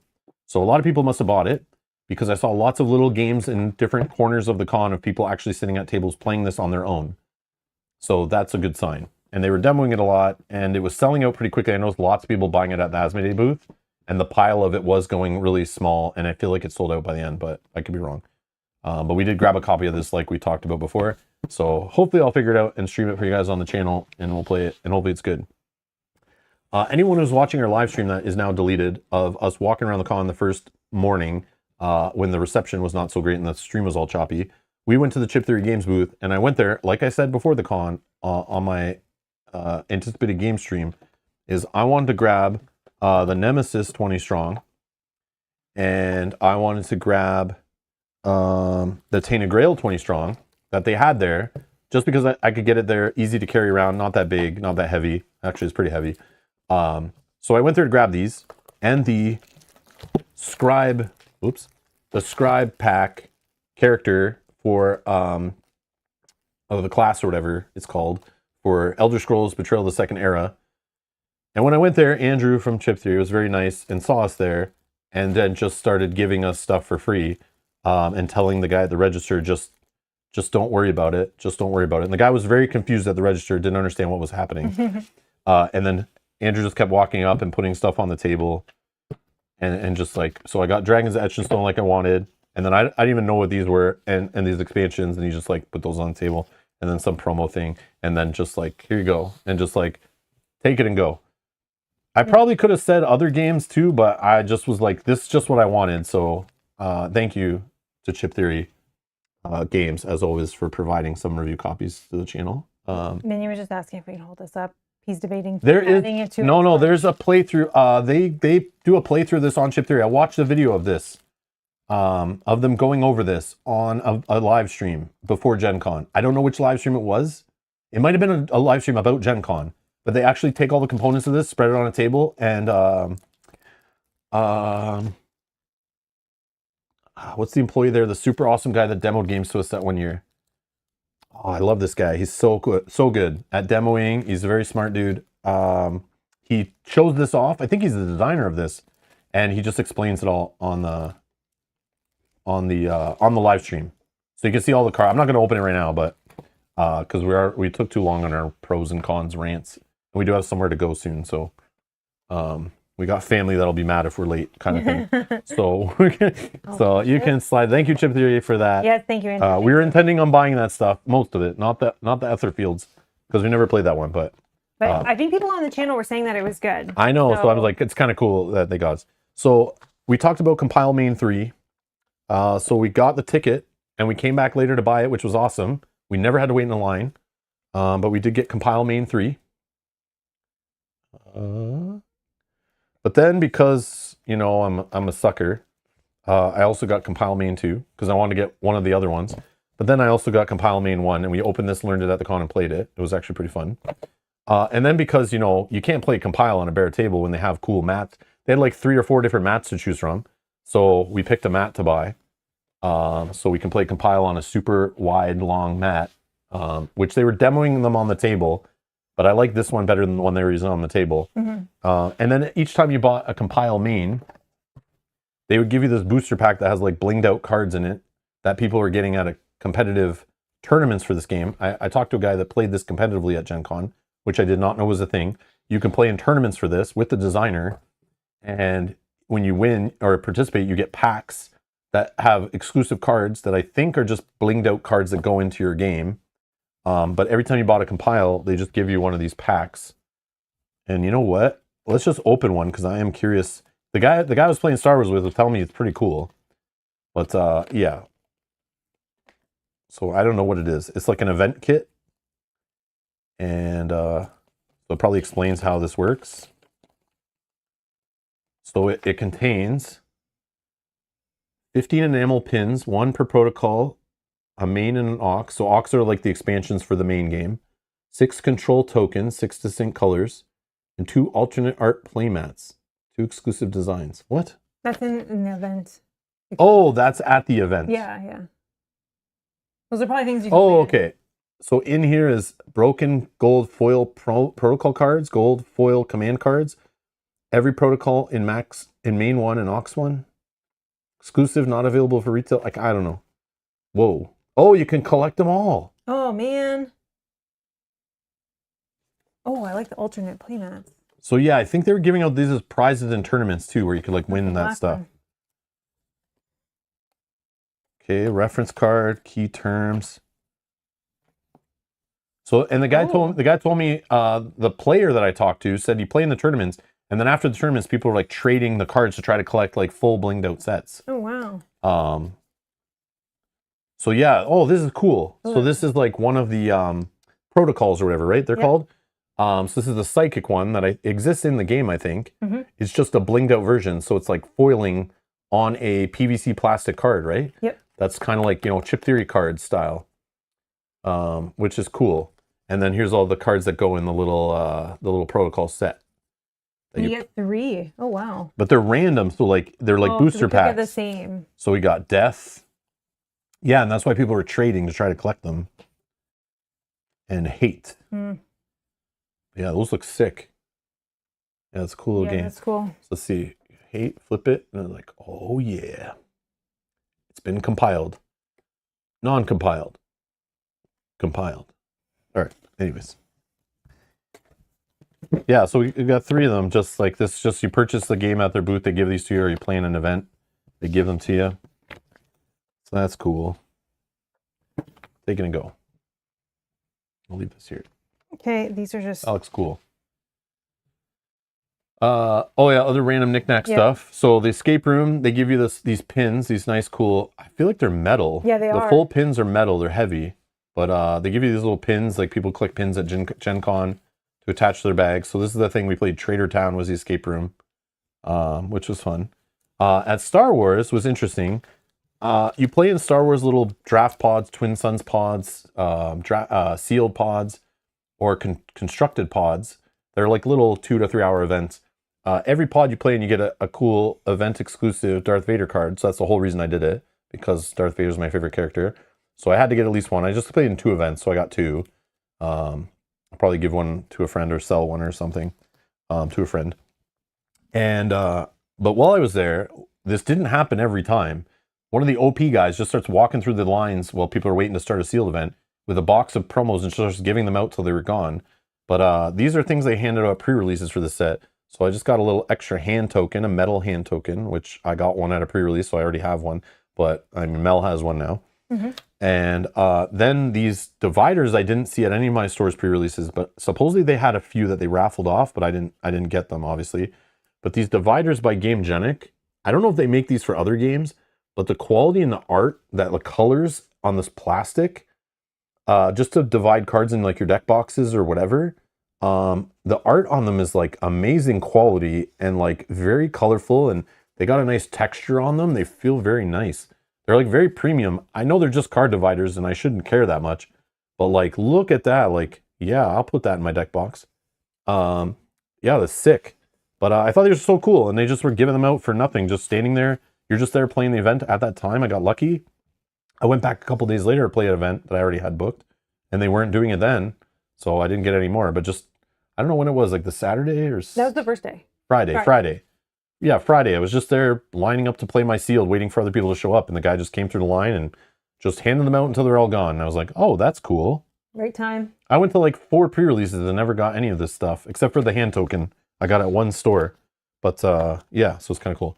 Another promo they were giving out there was the Lord of the Rings King's Gambit. We demoed it. But even if you demoed it or you went to their booth to demo it, they were giving away these Witch King limited edition minis for the game as literally a marketing tool to sign up for the crowdfunding coming later. So if you want to sign up and get on a mail list, there you go. You can scan your screen there. But yeah, they're giving these out for the game.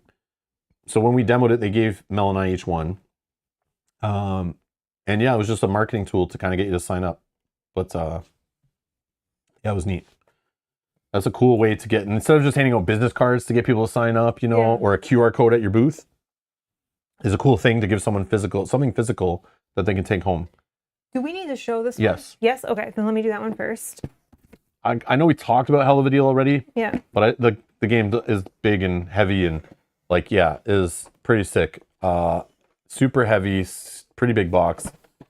And because it's open, we've already learned and played this. I just want to show quickly the art, man. Oh no, the card spilled. Ah! Oh no. Oh no. Yeah, a little deck box for the cards. Yeah, I don't know. You already saw the picture of it laid out, but yeah, they got like tarot sized cards for the boss cards and stuff. But yeah, they have neoprene mats for all the other stuff. There's lots of bosses too for randomization, which is good. Yeah. And there's like easier and then more difficult bosses. And the poker chips. Yeah, they're definitely weighted poker chips. Yeah, the poker chips for the players and like souls and stuff. Little wooden tokens for marking things. A little die, custom die for rolling. Screen printed. And then yeah, they're like the mats are like a nice touch. They're not stitched mats on the outside, so they could fray after a while. But I mean, instead of cardboard or paper to play on, it's very nice. It's like it comes standard with that, I guess. So yeah, it's definitely cool. Nice insert too, so you don't need to buy a custom insert. And yeah. Oh yeah, there's a picture of the cards. I was gonna open the deck of cards, but they're mainly just standard playing cards. But there's the art that's on like the king and the jack and stuff. So it's like that cool little, I don't know, that like old school Cuphead kind of art. I forget what that's. Yeah, 52 pickup was about to happen. That's why I didn't open the box. But and then so we also went by. You guys saw the video in the playlist down below for Gen Con 2026. You can see a demo video of this game. But for anyone who loves Forbidden Stars or was interested when we streamed Forbidden Stars, the designer Sam Bailey has been working for like 7 years on 2 different spiritual successors of that Forbidden Stars / StarCraft the board game system. And he's been shopping them around to publishers. And one of the publishers he shopped it around to was Chaosium Inc., who are literally known for making Cthulhu board games, Cthulhu Lovecraft themed RPGs and stuff. But they're working with him on a board game called Call of Cthulhu: Old One's Origins. And he was demoing it there, just sitting at a table for most of the time that the hall was open. Just you'd sit down for 10 minutes, he'd show you the game, and they had a full prototype demo out, and he just explains the game. Doesn't really play through any turns or anything, just kind of explains the flow of it. Maybe you could sign up for full playthroughs of it. But for me, I just went up and every time I went up, he was just teaching people the overview of the game and all the mechanics in it. But while I was there, somebody mentioned, maybe it was you, Mike. Yes. Mike says, I'm playing Horror on the Orient Express right now. Showed up yesterday. Okay. So while I was there, Mike, you'll appreciate this. Behind Samuel, sitting on the floor, was the piles of Orient Express and this other game called Miskatonic Tales. While I was standing there watching the game being demoed, the CEO of the company came up and he noticed I was press and said, hey, like, what are you here? You know, can I help you? And I was like, yeah, I'm just here to like watch him demo this Old One's Origins. This was before I was going to film it. I was just wanting to see what it was. So I'm just standing there like a dumb bystander, just watching him teach a few other people the game. And the CEO guy comes up, is like, can I help you with anything? And I'm like, just here watching the game. So then he's like, oh, okay. And anything else? I'm like, yeah, while you're here, I guess, this Orient Express game, I noticed you don't have it out for demo on a table, but I have a fan of the channel that was telling me I need to check this out. Actually, a couple people. The other people told me about this game. We looked it up before on stream, I think. But I'm like, this Murder in the Orient Express, I noticed you have it here for sale. Like, can you tell me about the game? He's like, oh, over on this side table here in the booth, we just have a few components set up. And he's like, I don't know much about it, but I can kind of give you an idea of the game. I'm like, okay, so he's not the person I need to talk to. So he shows me the game, which is very nice. He was showing me the game. I was like, cool. And he's like, you actually need to speak to this other guy. And I told him what my channel was. I told him what we do. I told him we played Forbidden Stars, and that's why I'm interested in this other game. And we play Arkham Horror because he's like, yeah, we only do like Lovecraft stuff here. And I'm like, oh yeah, I've played like Eldritch Horror, Arkham Horror, Elder Sign, Arkham Horror LCG, Arkham Horror 3rd Edition. We're familiar. I know all about Lovecraft. I've read some Lovecraft short stories, whatever. And the guy's like, oh, cool. And I'm like, yeah, we play this stuff on our channel. We do like playthroughs. He's like, oh. He's like, are you interested in any of our other games? I'm like, well, I don't know about them. That's why I'm asking you about them. He's like, you know what? Come back and talk to this guy, whatever. So I came back later on another day and I talked to this guy who's in charge of their board games. And he knew of the channel, I guess, and I was telling him about it. And he's very nice. He's like, hey, you're interested in Orient Express and you're interested in this other one? I'm like, based on what you explained to me, these games sound interesting. Like, I would try them, stream them on the channel. Sure, like, we play these kind of games. Like, you'll love these games. I'm like, okay, cool. Like, how much are they? He's like, oh, you want them right now? And I'm like, well, I'm here. Like, he's like, we can ship them to you. And I'm like, oh. He's like, or you can take these games right now. I'm like, wait, like, am I buying these or are these review copies? He's like, no, these are review copies. Here you go. If you can carry this to your car right now, take it. So he hands me the heaviest small box game I've ever seen. This game is so heavy. I think it's like a choose your own adventure board game with like storybooks in it, with immersive audio possibly. But he said it's so heavy because it has so many books in it, which reminds me of like Malia. Oh yeah. With so many heavy books. They're not that heavy, but lots of paper. So they gave us a copy of this, which is cool. Thank you for that. We will check this out, stream it on the channel, give it a look. Whether it's good or not, we'll find out. But it does look awesome. Yeah, it looks awesome. And the way he was explaining it, I was like, man, this is exactly like stuff we play on the channel. Yeah. So yeah, I'll try it out. So they gave us a copy of this. So we did not buy it, but thank you. Full disclosure, we were giving it to it as a review copy. And then this guy looks at me and goes, can you carry this too? I was like, do you have bags for this? This game could not fit in a bag. They did not have a bag big enough for this. So this is a game I had to carry to the car in one arm. My arm still hurts from carrying this game. Is that Horror on the Orient Express, which I keep calling Murder on the Orient Express. But that's something different. This game is huge and heavy. Yeah, it's very heavy. I think the other game might be heavier, which is weird. But this game is huge. Like the box isn't even closing here. I'm sure you got to punch cardboard to make it close, but he gave me a little pitch on it, and it's like cooperative, and like we're on the train. I think it was cooperative, this one.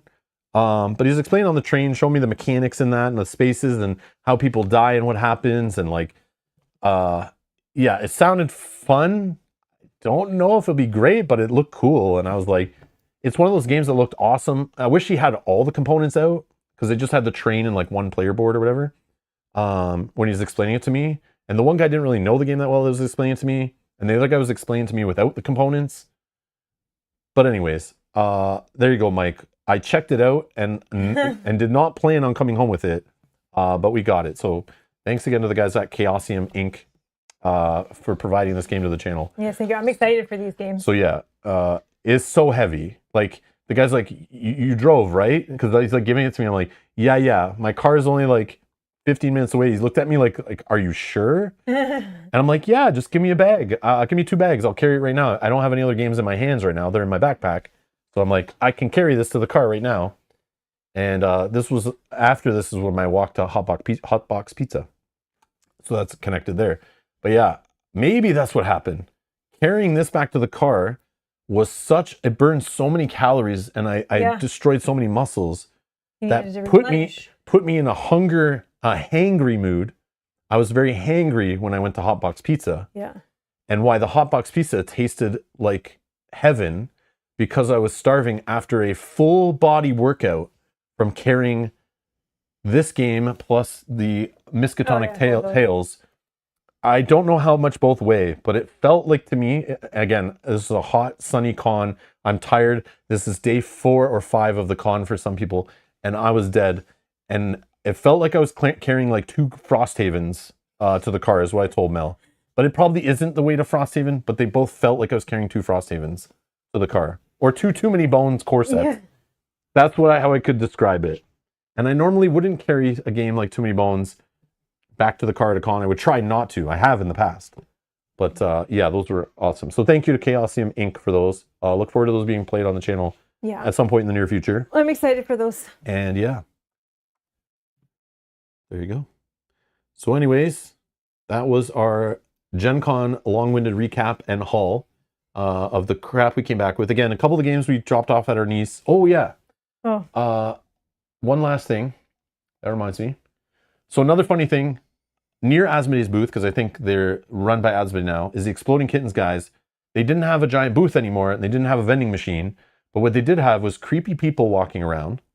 I think they're on purpose trying to be creepy. Yeah, I think so. Where they walk up to you, and they have a giant stuffed cat around their neck that's like hugging them. And a tail hanging down on the cat. Just a big stuffed cat. And you walk up, or you walk by them, and they just walk up to you and whisper, hey, you want a free game? Hey, come here. Do you want a free game?